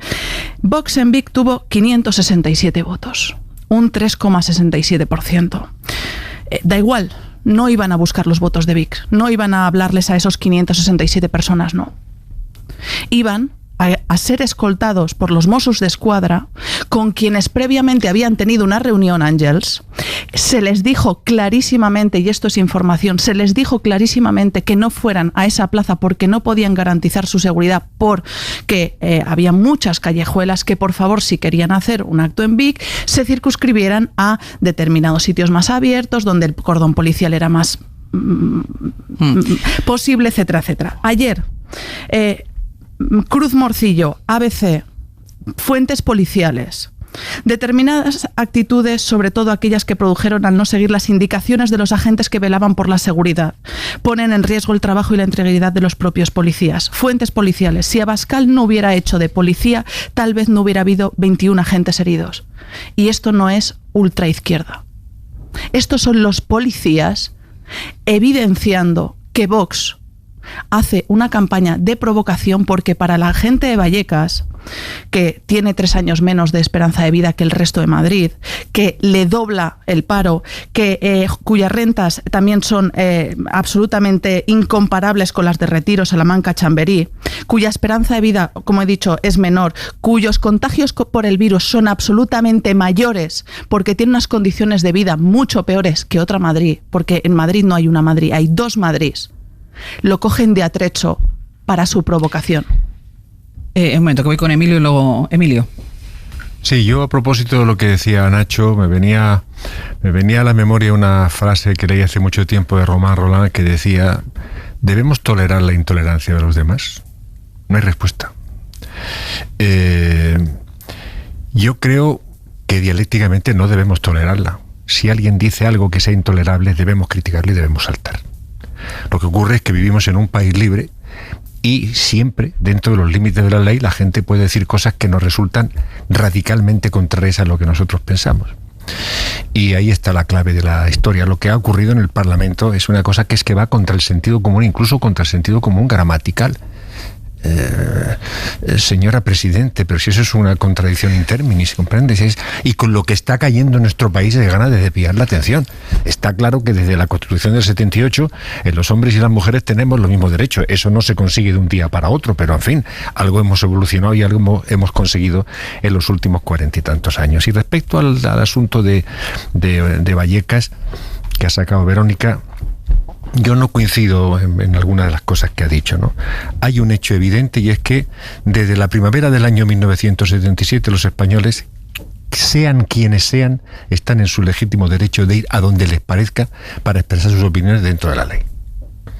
Y luego eso se confirmó en la Constitución de 1 año y medio después. Por lo tanto, el que un partido de extrema izquierda vaya a un barrio de extremadamente conservador es perfectamente legítimo, y las fuerzas de orden público deben de estar allí para proteger su derecho a expresarse libremente. y viceversa. Un partido de extrema izquierda, de extrema derecha, puede ir a un barrio de donde presuntamente tienen muy pocos votos y donde su presencia puede producir un rechazo, y la policía y las fuerzas de orden pública están en su obligación de darles protección. Por lo que se ve, con independencia de cuál puede ser la intención, porque en una democracia no se hace juicio de intenciones, se juzgan hechos. Y el hecho cierto es que personas con las que ideológicamente no tengo nada que ver consideran conveniente ir, en este caso, a Vallecas. No se puede decir, no vayan, porque como ha dicho Pablo Iglesias, es que van a instigar la violencia. ¿Cómo instigar la violencia? No, van a expresar unas opiniones con las que no estamos en absoluto de acuerdo, pero están en su derecho a hacerlo. Os pido brevedad. Sí, 200 policías estaban ahí para proteger a los señores de Vox. 200 policías, igual que estaban los Mossos de Escuadra en Vic. Con los entrecomillados que yo he leído... 22 policías heridos, con lo cual los manifestantes no eran angelitos. Perdóname, claro que no eran angelitos, perdono, claro. Pero fuentes policiales, si Abascal no hubiera salido de la zona donde estaba perimetrado para contar los pasos, pero de verdad, es que vamos a ser tan ingenuos y vamos a darles a estos señores la legitimidad de ir ahí y hacer lo que les dé la gana, independientemente de lo que les ha dicho la policía, como si Vallecas fuera un atreso, como si la gente de Vallecas lo hacen dentro de la ley, están en su derecho, aunque no nos guste. Perdóname, lo siento, pero no. Bien. Yo lo siento, pero sí. Yo creo que esos dos peros y ese sí y ese no en realidad son compatibles, ¿no? Porque que un partido tenga derecho a hacer un meeting donde considere oportuno no es contradictorio con que ese partido, ejerciendo ese derecho, lo ejerce para desarrollar una estrategia que va en la línea que dice Verónica Fumanal, ¿no? A mí, de hecho, ayer leí un tuit de Fumanal al respecto, o anteayer, y la escribí porque me pareció valiente, porque me pareció que tuvo la capacidad, y ahora también, de resumir muy bien cómo, en nombre de la libertad, algunos lo que hacen es intentar acabar con ella. Y ese es el riesgo de la extrema derecha, de los reaccionarios y de Vox, ¿no? Y conectándolo con lo de antes, claro, es que este partido ha dicho en cuestión de meses que echa de menos a los gobiernos de Franco y que quiere deportar a sus opositores, ¿no? Y eso hay que ponerlo sobre la mesa, pero sobre todo, insisto, lo que hay que poner sobre la mesa y en el espejo es a aquellos que normalizan e incorporan este partido al ámbito de la gobernabilidad de nuestro país. Lo vamos a dejar de momento aquí, porque nos espera una llamada telefónica, porque nos esperan las vacunas. Vamos con las vacunas, tenemos bastante información sobre ello, pero primero de todo, para centrarnos a nosotros en el debate, hemos convocado a Amos García Rojas, expresidente de la Asociación Española de Vacunología, para hablar sobre la suspensión de AstraZeneca, sobre la edad a la que al final se va a suministrar AstraZeneca, los efectos secundarios del suministro de AstraZeneca, y también queremos preguntarle por la negociación que se ha abierto no solo aquí en España por parte de la Comunidad de Madrid, sino Alemania también con la vacuna rusa Sputnik. Amos García Rojas, muy buenos días. Muy buenos días, Ángel. Encantado de estar con ustedes. Nosotros de que nos atienda, como siempre. Lo primero, hay una resolución de la Agencia Europea del Medicamento que dice, sí, hay unos casos raros de trombos, pero que se pueden vincular a la vacuna, pero insistimos, los beneficios de la vacuna siguen siendo muy superiores a los efectos secundarios que pueda producir. La decisión de muchas de las autoridades políticas, entre ellas las de España, de limitar el uso de la vacuna, ¿es una decisión política o es una decisión basada en la ciencia? No, yo creo que es basada en la evidencia. Yo creo que conviene que refresquemos la idea de que navegar en ciencia es navegar en incertidumbre, que se va consolidando espacios de certeza y evidencia conforme aumenta el conocimiento. Y de esa perspectiva, lo que hoy es A, el nuevo conocimiento puede ser que mañana sea B y pasado mañana sea C. Por eso conviene entender la ciencia como un movimiento dinámico. Desde esa perspectiva, la vacuna AstraZeneca en nuestro país se había administrado hasta los 55 años, porque no había ninguna señal de alerta al respecto y porque por encima de los 55 años no había estudios sólidos de evidencia científica que indicaran que iba a ser efectiva o eficaz por encima de esa edad. Posteriormente, esos estudios comenzaron a aparecer y ya se amplió la indicación hasta los 65 años. Y hace 2 días se produjo un punto de inflexión en lo que había sido la respuesta frente a estas vacunas por parte del órgano regulador de la EMA, en la que señaló que había una relación causal entre la vacuna y unos remotos y escasísimos efectos secundarios. ¿Qué es lo que ha primado en la Unión Europea? Porque todos los países van a seguir esa línea de administrar la vacuna por encima de determinada edad. ¿Qué es lo que ha primado? El principio de la precaución, el principio de entender que administrando millones y millones y millones de vacunas, como va a ser el proceso en el contexto de una pandemia, la posibilidad de que aparecieran esos efectos secundarios iba a aumentar ligeramente, y ha primado el principio de precaución, y por eso no es que se haya dejado de usar una vacuna que es segura y eficaz, sino que se va a administrar en una pauta donde se minimiza la posibilidad de que aparezcan estos efectos secundarios. ¿Y qué habría que hacer ahora con aquellos menores de 60 años que han recibido la vacuna y que están pendientes de una segunda dosis? Ayer aquí, por ejemplo, hablábamos con alguien que ya la ha recibido y que quiere que le pongan la segunda dosis. Bajo su responsabilidad, yo quiero que me pongan la segunda dosis. Sí, en principio, si la recomendación pública es que no se pongan por debajo de los 60 años, va a ser complicado que se le ponga la misma vacuna, pero en principio también tenemos que ser conscientes de que ya hay varios estudios en marcha de la posibilidad de intercambiar la vacuna de AstraZeneca con vacunas de ARN mensajero. Hay estudios en marcha y es bastante probable que esos estudios de intercambiabilidad estén disponibles en un periodo de tiempo no excesivamente lejano. Con lo cual, si se demuestra, como va a ser casi seguro, que no hay ningún problema de intercambiabilidad, la segunda dosis que recibirían sería la de una de ARN mensajero. Además, la fortuna es que entre una dosis de la de AstraZeneca y la siguiente hay un periodo de tiempo muy largo, y se mantiene durante un periodo de tiempo muy largo la eficacia de la primera dosis por encima del 70%. Y la otra vacuna que tiene ahora mismo el foco, sobre todo por cuestiones geopolíticas más que de ciencia ahora mismo, que es la vacuna Sputnik, está pendiente de aprobación por parte de la EMA. ¿Qué seguridad, qué fiabilidad en el mundo de la ciencia ofrece esta vacuna? Sí, la verdad es que la vacuna ha presentado estudios en revistas científicas de impacto como el Lancet, donde los resultados han sido muy buenos, unos perfiles de eficacia y seguridad razonablemente potentes. ¿Qué es lo que ocurre con esta vacuna? Que, por ejemplo, se empezó a administrar en Rusia sin que hubieran culminado los ensayos en fase clínica 3. Eso es imposible, que es un escenario que no se puede permitir en el contexto de la Unión Europea. La Unión Europea, por otro lado, tampoco ha participado en ningún momento en el proceso de evaluación y desarrollo de esta vacuna. Ahora ha recibido el dossier, lo estará evaluando, lo estará analizando y decidirá o no, yo creo que sí, su aprobación. Pero también, Ángel, como muy bien has dicho, yo creo que esto no se escapa del juego geopolítico. Claro. La Unión Europea está en conflicto con Rusia, con políticas de sanciones, y comprarle vacunas, pues a lo mejor estéticamente, dentro de ese punto de vista geopolítico, pues no queda muy fino. Pues Amos García Rojas, como siempre, muchísimas gracias por las aclaraciones. Nada, ha sido un auténtico placer. Hasta luego. Ahora, en un breve momentito, vamos a hacer una pausa, haremos el boletín de las 9 y después os pregunto por todo el lío que se ha montado en torno a la AstraZeneca y también por todo el lío que se ha montado en torno a la negociación. Insisto, primero Madrid nos llamó la atención que fuera la Comunidad de Madrid quien intentaba negociar con la producción de Sputnik, pero Alemania también lo va a hacer y parece que a Bruselas pues no le parece mal. Se cruza la ciencia con la geopolítica.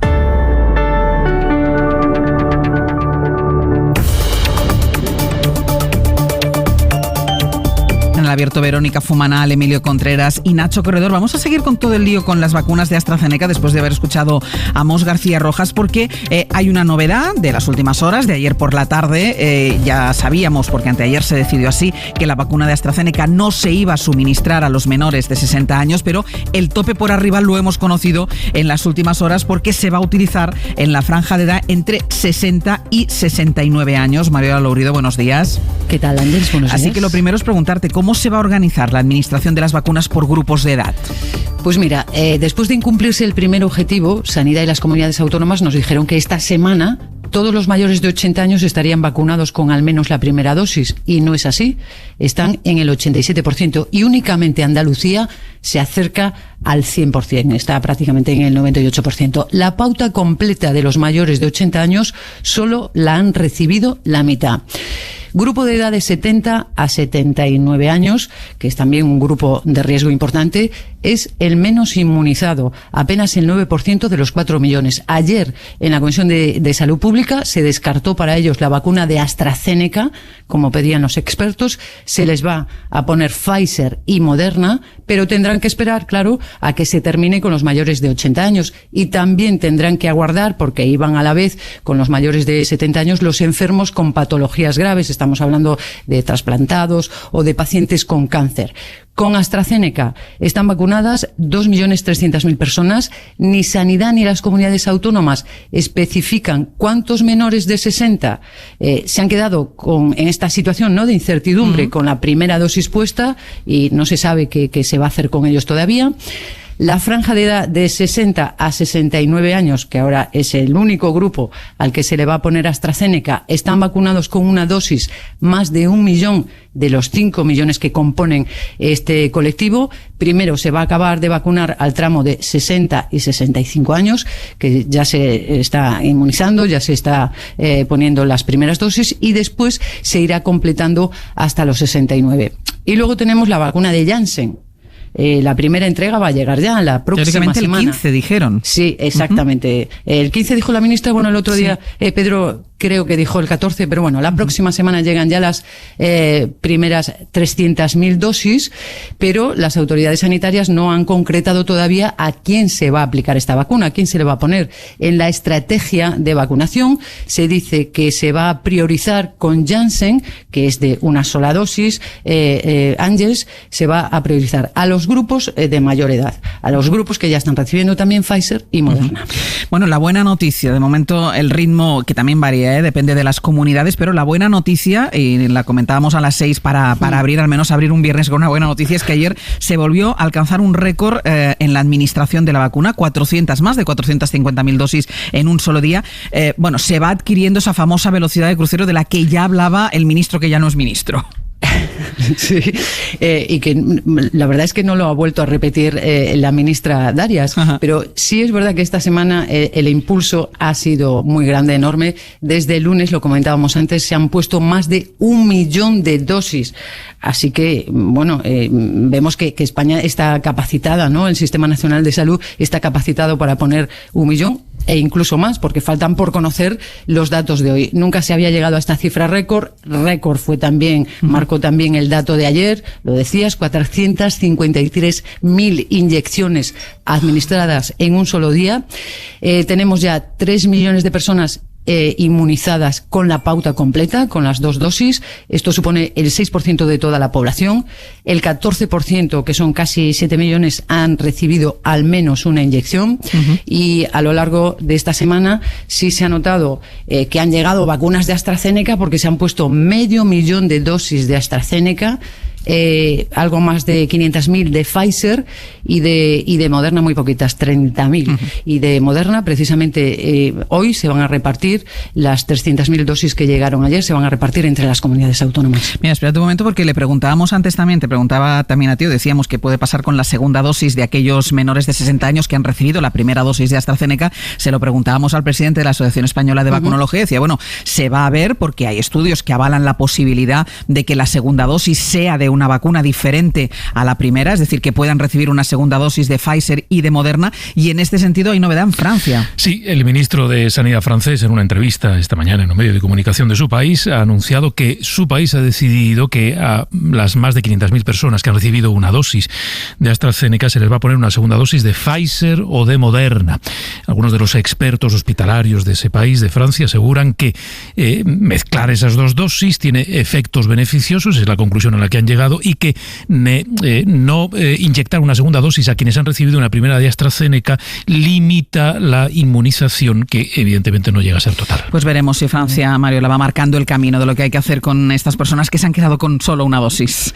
Sí, bueno, ayer muchos expertos recelaban, ¿no?, de mezclar la marca de vacunas. Decían que tenía que haber, digamos, informes concluyentes, ¿no? Para decía lo que decía Amos García, decía lo mismo, que se estaba trabajando, que la ventaja, evidentemente, es es que entre la primera y la segunda dosis de AstraZeneca pasan unos 3 meses, es decir, que habrá tiempo, a lo mejor suficiente, para que se pueda comprobar la validez de esto. Mariola, muchísimas gracias. A ti, Ángeles, hasta luego. Le preguntaron ayer a Pedro Sánchez los periodistas que lo tuvieron a tiro sobre todo los vaivenes que ha habido con la vacunación de AstraZeneca. Entre los periodistas que tuvieron a tiro al presidente del gobierno en su viaje por África está Inma Carretero. Inma, muy buenos días. ¿Qué tal? Buenos días. ¿Qué dijo el presidente sobre la vacuna AstraZeneca? Y no sé si piensa que lo que ha pasado, cambiar el grupo de edad a la que se le va a suministrar, va a cambiar en algo la estrategia de vacunación que él tiene diseñada.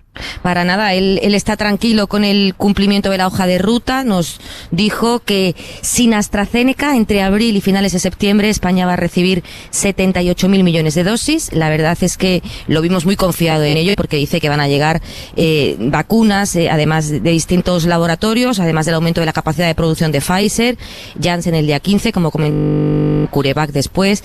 Y de hecho nos contó que el gobierno está ya pensando en la vacunación de los años siguientes, del 22 y del 23, y abiertamente comentó que AstraZeneca ha fallado en sus compromisos y que él fue taxativo el martes porque sabía que contaba con los otros laboratorios y que hizo un plan conservador. Sobre el estado de alarma, no cambia los planes a pesar de las dudas de algunas comunidades. No cree que a partir del día 9 de mayo sean necesarias las restricciones que están ahora en vigor, como el toque de queda o el cierre entre comunidades, y él tampoco cree que la herramienta sean esas reformas legales que plantea Pablo Casado, porque Sánchez se muestra contrario a limitar la movilidad o derechos fundamentales a través de la legislación orgánica. Cree que eso tiene que ser excepcional y autorizado en el Congreso como hasta ahora. Y bueno, a pesar de que su escenario es que no se repita el estado de alarma, mantuvo la cautela sobre la cuarta ola y mostró cierta preocupación con Madrid. Nos dijo Ángels que que en este momento en Madrid no se están registrando todos los contagios y que el problema en Madrid no es la incidencia acumulada, sino el dato de hospitalizaciones. Inma, gracias. Hasta luego. Hasta luego. Bueno, pregunta o valoración sobre todo lo que está pasando en torno a la vacuna de AstraZeneca, que también ha entrado en la precampaña. El Partido Popular pide la comparecencia de la ministra de Sanidad. Emilio, nos hablaba Amos García de ese principio de precaución. Sí, y yo creo que ese principio de precaución debería informar toda la acción informativa del Gobierno de la Nación.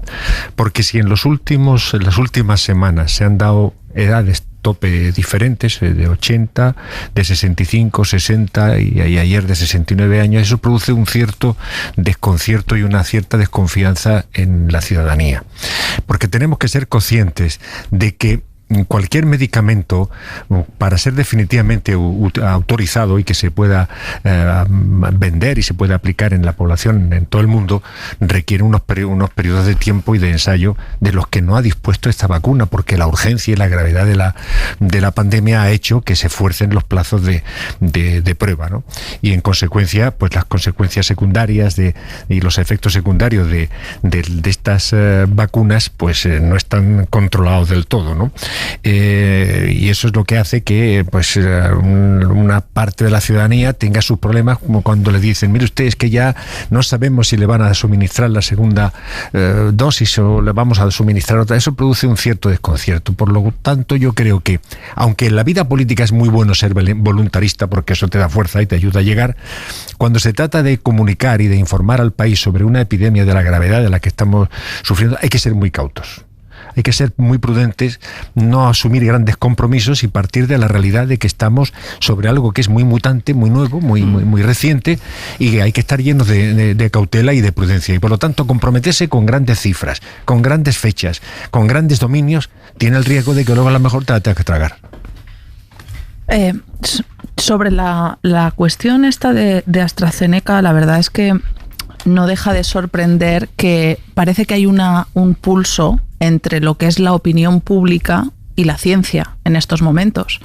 Es decir, es una vacuna que ha sido, se supone, estudiada y aceptada por la Agencia Europea del Medicamento y por la Agencia Española del Medicamento. Se empieza a poner la vacuna y efectivamente se dan casos como se dan en cualquier otra vacuna. Y yo no soy medicamento. Sí, es decir, cualquier medicamento de los que no veas, ¿eh? Sí, de los que nos tomamos en casa, desplegas la sábana de contraindicaciones y no te la tomas. Es mejor hacer como yo, no desplegarla, no leerla, y tomárselo.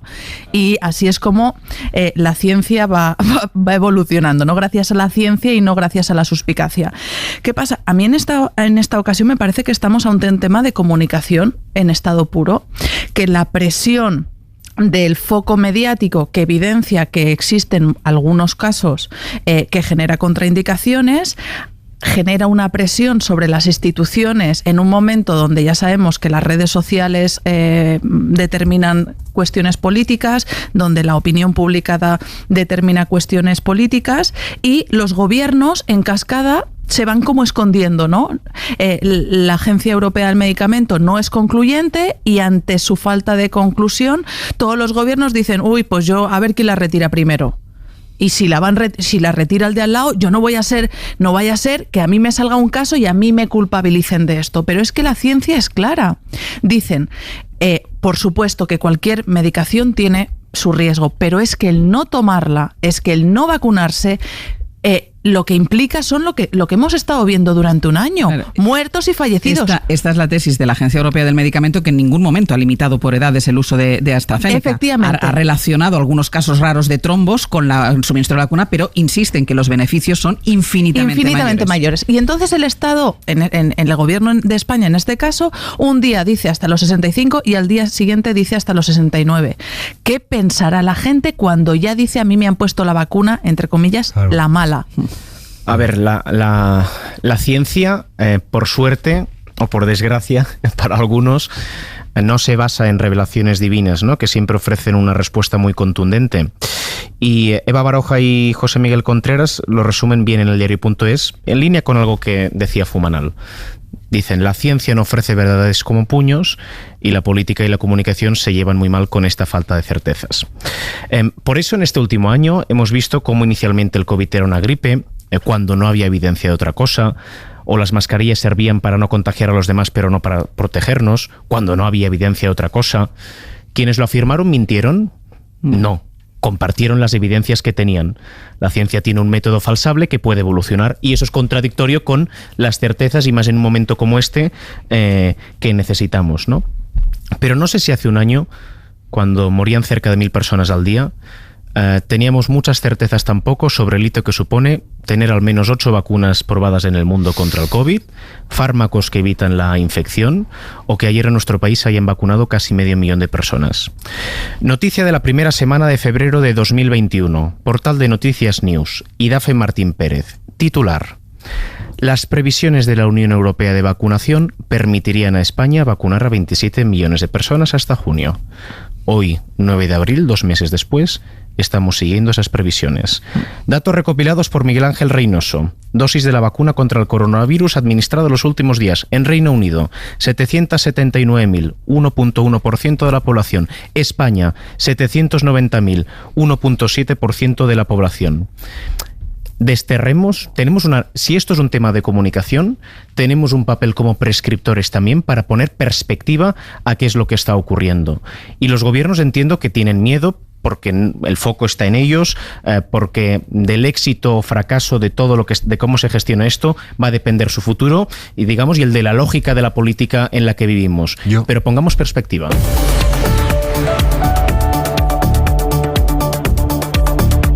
Estábamos en el análisis de los vaivenes de la última decisión, la vacuna de AstraZeneca de momento para el segmento de edad entre 60 y 69 años. Hablábamos de la importancia de la comunicación para evitar los recelos. ¿Querías intervenir, Emilio? No, yo brevísimamente para darnos a los españoles una cierta sensación de confianza y seguridad en nuestro sistema sanitario, al que hemos criticado o han criticado mucho en los momentos más duros de la pandemia, cuando decían, no, esto no vale porque la pandemia nos desborda, nos supera. Pues es que cualquier pandemia de este tipo supera o desborda al mejor sistema sanitario del mundo y el nuestro ha aguantado con una cierta venida, pero lo que pone de manifiesto claramente que nuestro sistema sanitario, da igual la comunidad autónoma y da igual el color del partido político que gobierne el país o esa comunidad, ha demostrado que lo que faltan son vacunas, no medios para aplicarlas, porque en cuanto llegan automáticamente se inyectan. Y ayer pues creo que se aplicaron 400 o 500.000, quiere decir que el sistema está funcionando.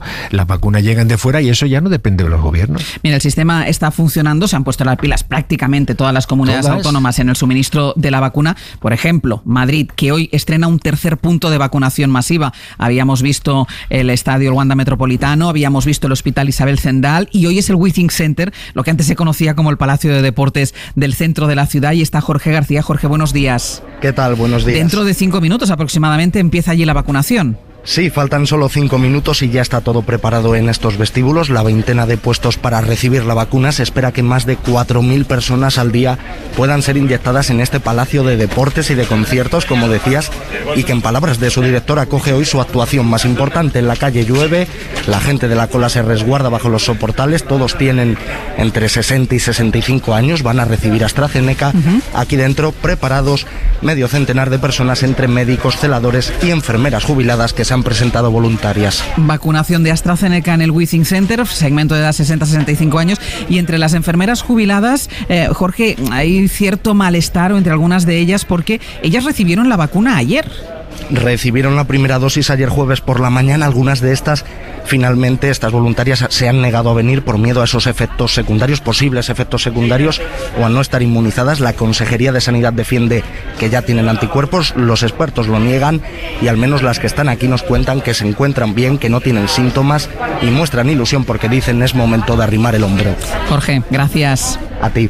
Esto sobre la AstraZeneca. Y luego también está en el centro del debate, y aquí sí que hay una buena parte, hay una parte científica también, se la preguntábamos antes a Amos, pero hay también una buena parte de geopolítica con la vacuna de Sputnik, porque, bueno, aquí supimos que el gobierno de Isabel Díaz Ayuso estaba tanteando directamente con la empresa productora la posibilidad de traer esa vacuna, que todavía no está autorizada por la Agencia Europea del Medicamento, pero parece que Alemania están decididos también en esa negociación directamente para traer la vacuna a Alemania. Griselda Pastor, buenos días. Hola, muy buenos días. Claro, y ante esto, después de haber asistido a la compra centralizada por parte de Europa del resto de vacunas, ahora vemos cómo se empiezan a desmarcar. Se desmarca ni más ni menos que Alemania, pero Bruselas dice que vale, que para adelante.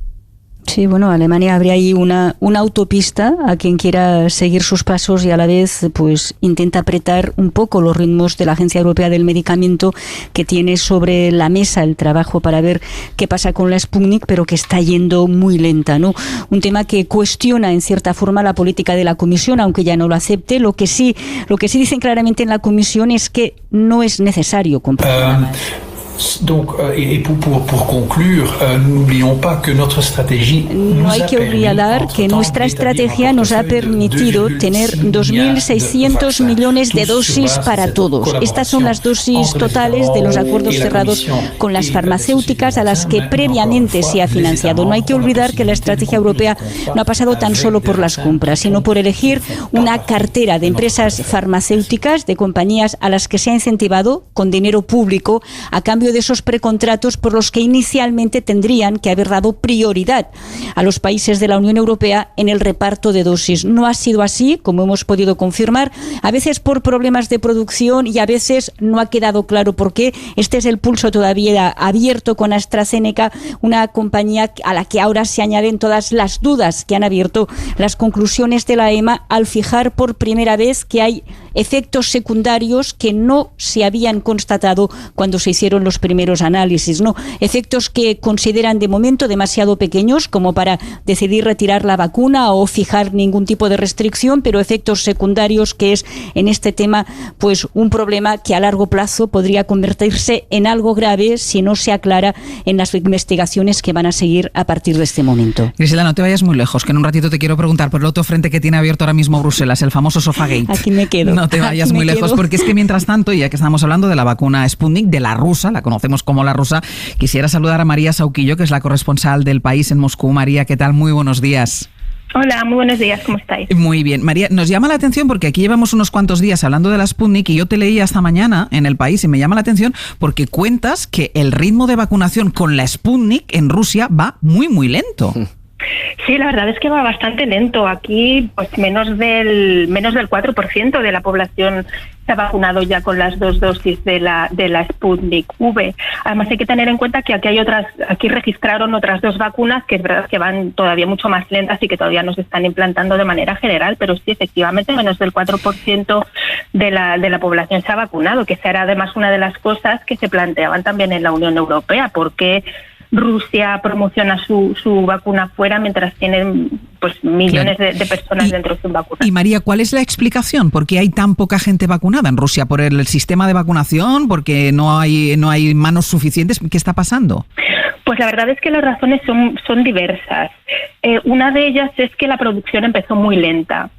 Y Rusia, que es el país más grande del mundo, pues tiene 84 regiones a las que distribuir la vacuna. Entonces, la llegada a las regiones de la Sputnik V ha sido bastante desigual, bastante escalonada, y entonces hay unas regiones que van mucho más lentas que otras. Uh-huh. Hay otro factor interesante, que es que aquí en Rusia, por lo general, no se está vacunando a la gente que ya ha pasado el coronavirus. Uh-huh. en los últimos meses, por ejemplo. Entonces, pues esto en otros países no pasa, te vacunan igual. Y luego hay un factor que yo creo que es bastante importante, que es la desconfianza de la ciudadanía hacia muchas cosas, hacia todo lo que tiene que ver con la administración, hacia el sistema sanitario, hacia esta vacuna en particular, pero hacia todas las vacunas en general. Esta desconfianza, que es una desconfianza tradicional hacia la administración o hacia todo lo que tiene que ver con el sistema de una parte importante de la ciudadanía, también está jugando un papel importante. Uh-huh. Porque... Y luego hay otro factor. Sí. No, dime. Luego hay otro factor importante, que es que hay gente que está esperando a ver qué pasa con estos llamados pasaportes de vacunas. Entonces está esperando a ver si la vacuna rusa se aceptan estos pasaportes, qué va a pasar, si con esto van a poder viajar o no viajar fuera.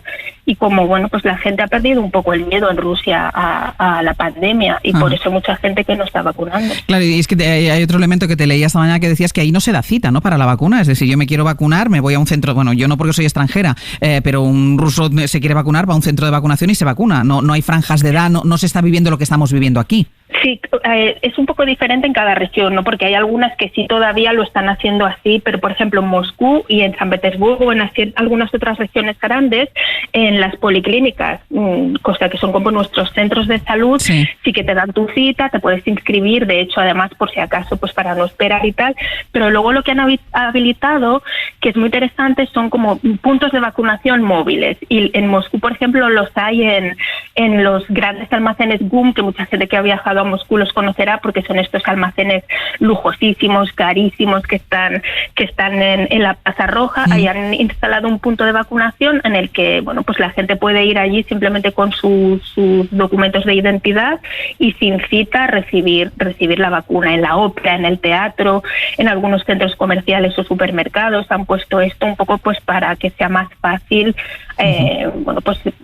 ponerse la vacuna. Decíamos que en este caso de la Sputnik se mezcla la ciencia con la geopolítica.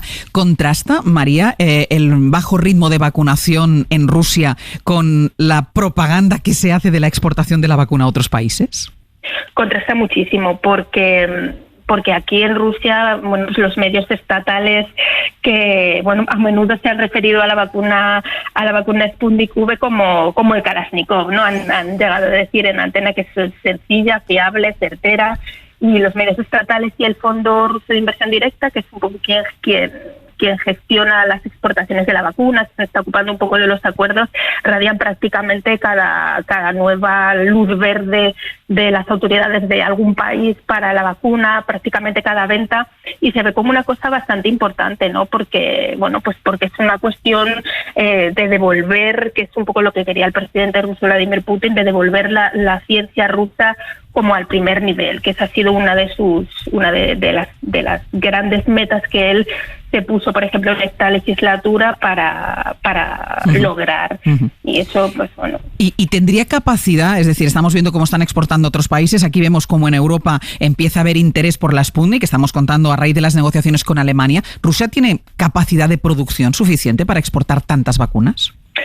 Pues esa es una de las grandes dudas que hay. Hay que tener en cuenta que los acuerdos que se firman están clasificados, son secretos. Pero bueno, en las últimas semanas y en los últimos meses, Rusia ha ido sumando plantas dentro del país para fabricar la vacuna y lo ha intentado pues también un poco promocionar como un modelo de negocio, ¿no? Como algo apetitoso también para formar parte. Y también ha firmado bastantes acuerdos fuera. Ha firmado acuerdos con India, ha firmado acuerdos con China, con Corea del Sur, pero esa es una de las grandes preguntas y también tendrá que ver un poco en los plazos en los que se necesiten esas vacunas, que eso es un poco lo que quería Rusia, intentaba hacer ahora, firmar más acuerdos. María Sauquillo, corresponsal del País en Moscú, muchísimas gracias.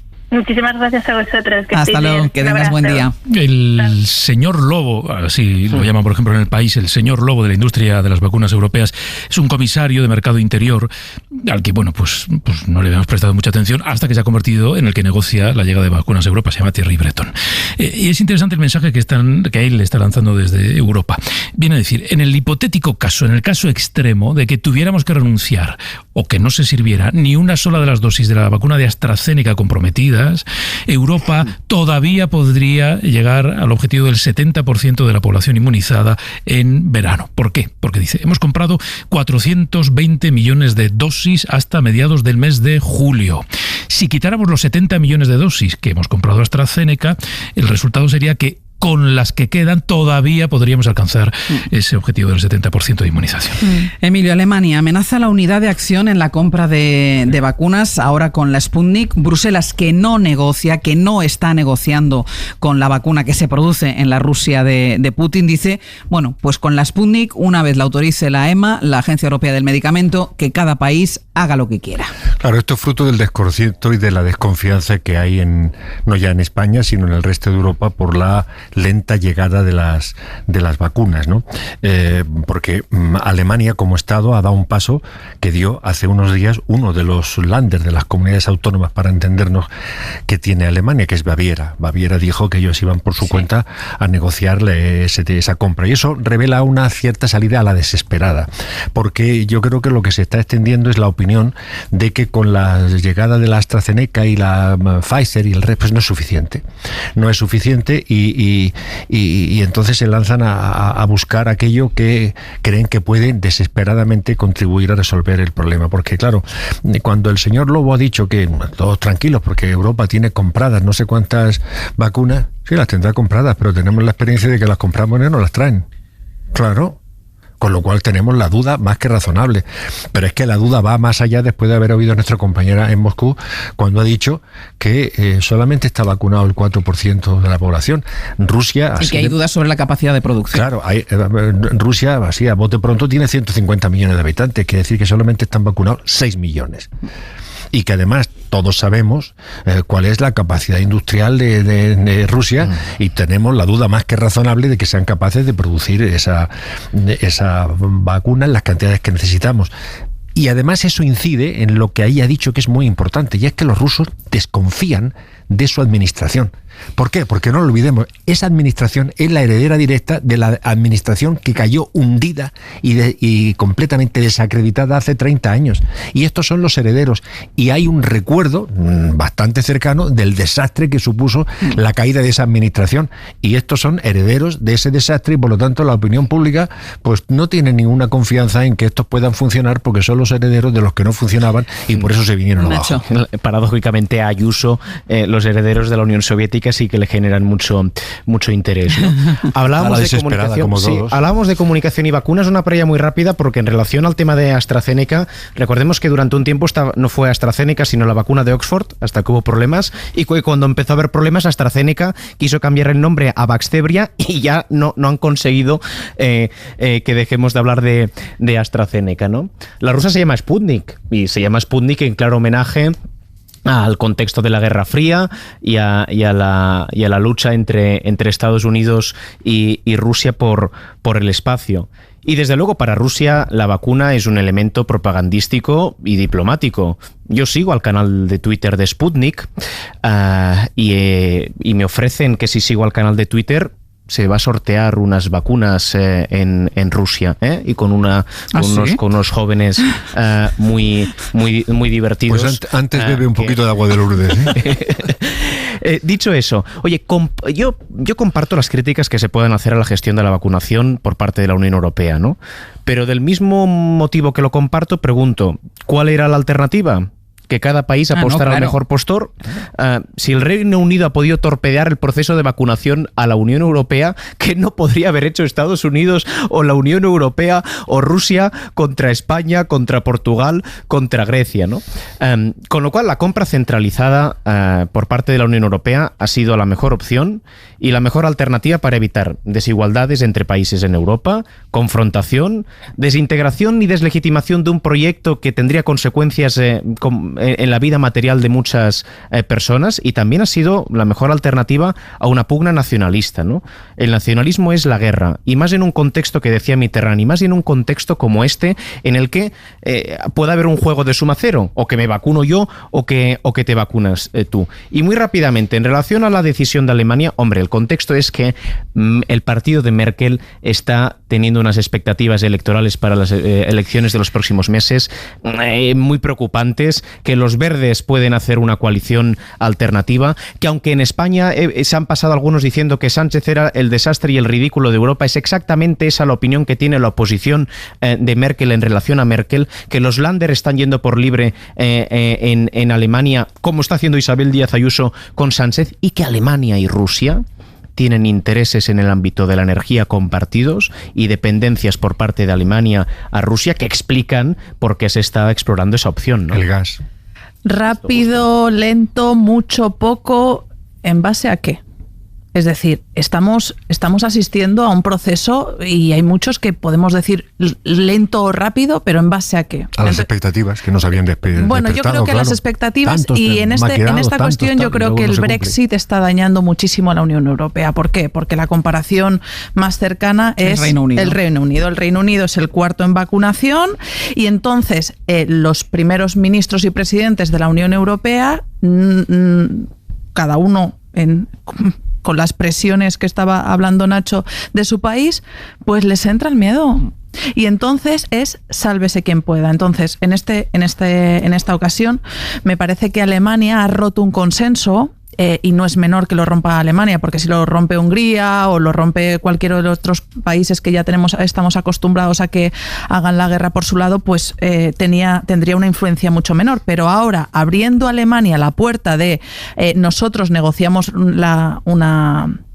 con Sputnik que no está aprobada por la Agencia Europea del Medicamento, que según dicen los expertos puede tener algunos fallos desde el punto de vista del control de calidad en los ensayos, el tema de la producción, que también se ha puesto aquí encima de la mesa, pero da igual. Y yo lo llevo a lo de Madrid, la reunión de Madrid. A mí me parece el cuento de la vacuna de Sputnik. ¿Y por qué me parece el cuento? Porque el cuento de la lechera. Bueno, el cuento de la lechera, sí. Que fíjate, esto fue hace 2 meses, y qué casualidad que periodísticamente hemos sabido ahora de la reunión, justo a 25 días de la campaña electoral. ¿Hay precampaña? Claro, entonces la idea de jefa de la oposición in pectore y yo negocio todo lo que haga falta porque Pedro Sánchez, ¿cuál es la conclusión evidente? ¿No? Pues que no está haciendo todo lo posible porque está atado, ¿no?, por ese acuerdo de la Unión Europea. Pues hoy, qué casualidad, justo 2 reuniones con un señor que militante te quiero del decir, Partido Popular, además. Militante del Partido Popular, que a lo mejor y que a lo mejor vete tú a saber esto cómo hubiera acabado, pero 2 reuniones. ¿Desde cuándo 2 reuniones son una verdadera política de comprar una vacuna que sería ilegal ponerla en España mientras no tenga la aprobación de la Agencia Europea? Citaba Verónica el Reino Unido. Claro, la comparación más inmediata es el Reino Unido. Bueno, pues si tenemos que comparar lo que podremos hacer en verano, si comparamos con el Reino Unido empezaremos a desesperarnos. Hoy ha ocurrido algo muy relevante para ellos, para los británicos, y para nosotros, para el sector turístico español. El ministro de Transportes del Reino Unido ha dicho por primera vez, lo ha dicho esta mañana en una entrevista, por primera vez podemos decir a los británicos que piensen ya en sus vacaciones de verano en el extranjero, que empiecen a valorar ya esas vacaciones, que empiecen a pensar en las reservas, que empiecen a pensar en que van a poder ver a sus seres queridos que vivan en el extranjero con riesgos. Él ha dicho, es evidente que seguirán existiendo riesgos, pero ya podemos decir, en realidad ha dicho negativo, yo no puedo decir ahora mismo a la gente que no piense en sus vacaciones, es decir, que lo vaya haciendo ya. Vamos con el Sofagate, se le llama ya el Sofagate, recuerden esa escena, esa recepción de Erdogan, presidente de Turquía, a la presidenta de la Comisión Europea, Ursula von der Leyen, al presidente del Consejo Europeo, Charles Michel, 3 personas y 2 sillas. ¿Qué pasa? Que los 2 señores se sientan en las sillas y Ursula von der Leyen se queda primero sorprendida y después, pues bueno, se acerca y se sienta en el sofá que había escorado en la misma sala. Esto que podría parecer al principio una anécdota, bueno, se está convirtiendo ya en una auténtica crisis diplomática. Griselda, ¿qué tal? ¿Cómo estás otra vez? Pues bien, y enfrente de esta crisis que es diplomática y también es interinstitucional, sí, porque lo que era hasta ahora una especie de guerra submarina, pues a partir de Ankara sale sobre la mesa y las excusas de Michel ayer en la televisión belga, que podemos volver a escuchar si os parece, pensé que cualquier reacción lo único que iba a hacer era dar una imagen de paternalismo que yo no quería a partir del momento en el que von der Leyen ella misma había ya expresado el malestar, dijo, aceptando que fue un fallo, aceptando que estuvo mal, pero en la práctica no ha conseguido aún que von der Leyen le responda al teléfono y no se puede alargar porque Michel y von der Leyen van a tener que comparecer juntos ante el Parlamento Europeo, aunque evidentemente quien está apuntado con el dedo, vamos a escuchar a Iratxe García, es el presidente del Consejo. Pues que reconozca la situación, que reconozca el fallo y que asuma el compromiso que tiene como presidente del Consejo también de trabajar por una Europa que luche contra... Por una Europa que luche contra este tipo de gestos y que no se vuelvan a repetir más. Nos ha dicho Iratxe García, hay un problema grave, ¿lo saben también en el grupo de Michel, el grupo de los liberales? Bueno, es un error por parte del presidente del Consejo. Yo creo que no hay mala voluntad. Es un gesto que no es apropiado, pero creo que es un gesto que refleja una arquitectura institucional absurda en la que tenemos 2 presidentes que están luchando por la primacía, y en esa lucha por la primacía, que yo soy el presidente de los gobiernos, tú eres el presidente de la Comisión, y a ver quién va adelante, pues se producen estos incidentes que en el fondo lo único que dañan es a la Unión Europea, ¿no? Son las declaraciones de Luis Garicano, mientras desde el PP entienden ante todo que estamos ante un problema de mala educación. Vamos a ver, yo resumo la situación en 3 puntos. Primero, un error diplomático europeo de esta reunión. 2, una provocación más del régimen de Erdogan. Lógicamente saca cierto provecho de imagen mediática de este pequeño circo que se ha montado, ¿no? Y tercero, pues, un punto de mala educación por parte del presidente del Consejo, que está intentando subsanar con declaraciones, en fin.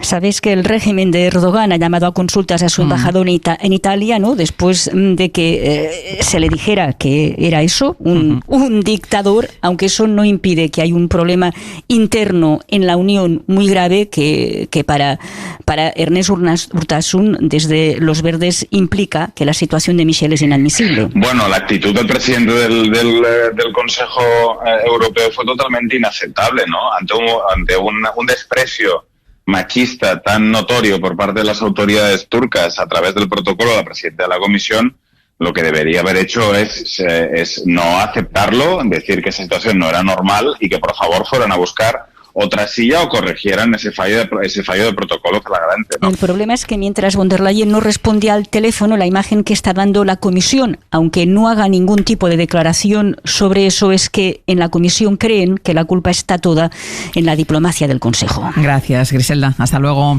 Hasta luego. Crisis interinstitucional, como decía Griselda, luego crisis diplomática. Ya decía Griselda que había sido llamado el embajador de Roma, el embajador italiano en Ankara, después de que Draghi dijera esto. Con questi, diciamo, chiamiamoli perché sono dittatori, Ha llamado dictadora a Tayyip Erdogan. Me queda muy poquito tiempo, pero sí quería conocer vuestra opinión de estas dos patas, estas dos aristas, esta crisis interinstitucional, esta guerra entre el Consejo Europeo, presidente del Consejo Europeo y el presidente de la Comisión Europea, y después la crisis diplomática. Para los que consideran que no es machismo, en el 2015 se celebró una cumbre del G20 en Turquía con Erdogan, Juncker y Tusk, y había 3 asientos. Claro. O sea, no hay ningún problema. Sobre esta rivalidad entre el presidente de la Comisión y el presidente del Consejo, a mí me parece que la rivalidad no se ha visto en otras ocasiones, que esto ha evidenciado que hay un machismo institucional. A mí me parece que Michel, más que una disculpa, llegados a este punto, no estaría mal que dimitiera. Un problema de machismo, una crisis interinstitucional y un problema de una mala educación abrumadora, Emilio. Claro, es evidente. A nadie sorprende descubrir que Erdogan margina a las mujeres. Es un hecho evidente, ¿no? Lo que sí sorprende es que el señor Michel lo haya tolerado. Eso es. Cualquier persona medianamente educada no habría tolerado eso. Habría exigido un sillón para esta señora y si no, se habría ido. Porque hay momentos en la vida en los que hay que colocar determinada parte del cuerpo encima de la mesa. Y hemos terminado. Y porque además te diré una cosa. Ese es el lenguaje que entienden los dictadores, como ha dicho el señor Draghi. Sí, pero ¿sabes por qué no se fueron de esa sala los representantes europeos? Pues porque no podían.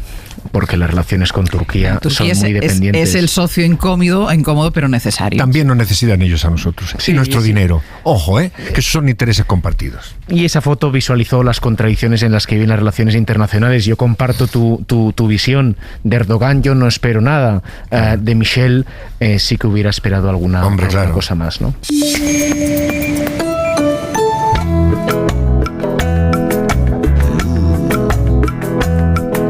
Verónica Fumanal, Emilio Contreras, Nacho Corredor. Os dejo que os vayáis a desayunar tranquilamente. He acabado de buen humor. Y por eso iba a decirte, Nacho, claro, te veo que tienes que venir. Bueno, eso es porque estoy con Emilio, con Verónica, con Pepe, y venir contigo. a la radio siempre levanta la moral. Sí. Porque tú, mira, te levantas, mi caso, te levantas a las 4 de la mañana, te levantas podrido, porque te levantas podrido. Claro. Y llegas aquí y dices, oye, pues mira, tú, tampoco se está tan mal. Oye. Hasta la semana que viene. Hasta la semana que viene. Buenos días a todos.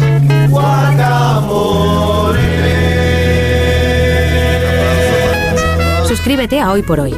Todos los episodios y contenidos adicionales en la app de Cadena SER y en nuestros canales de Apple Podcast, Spotify, iVoox, Google Podcast y YouTube.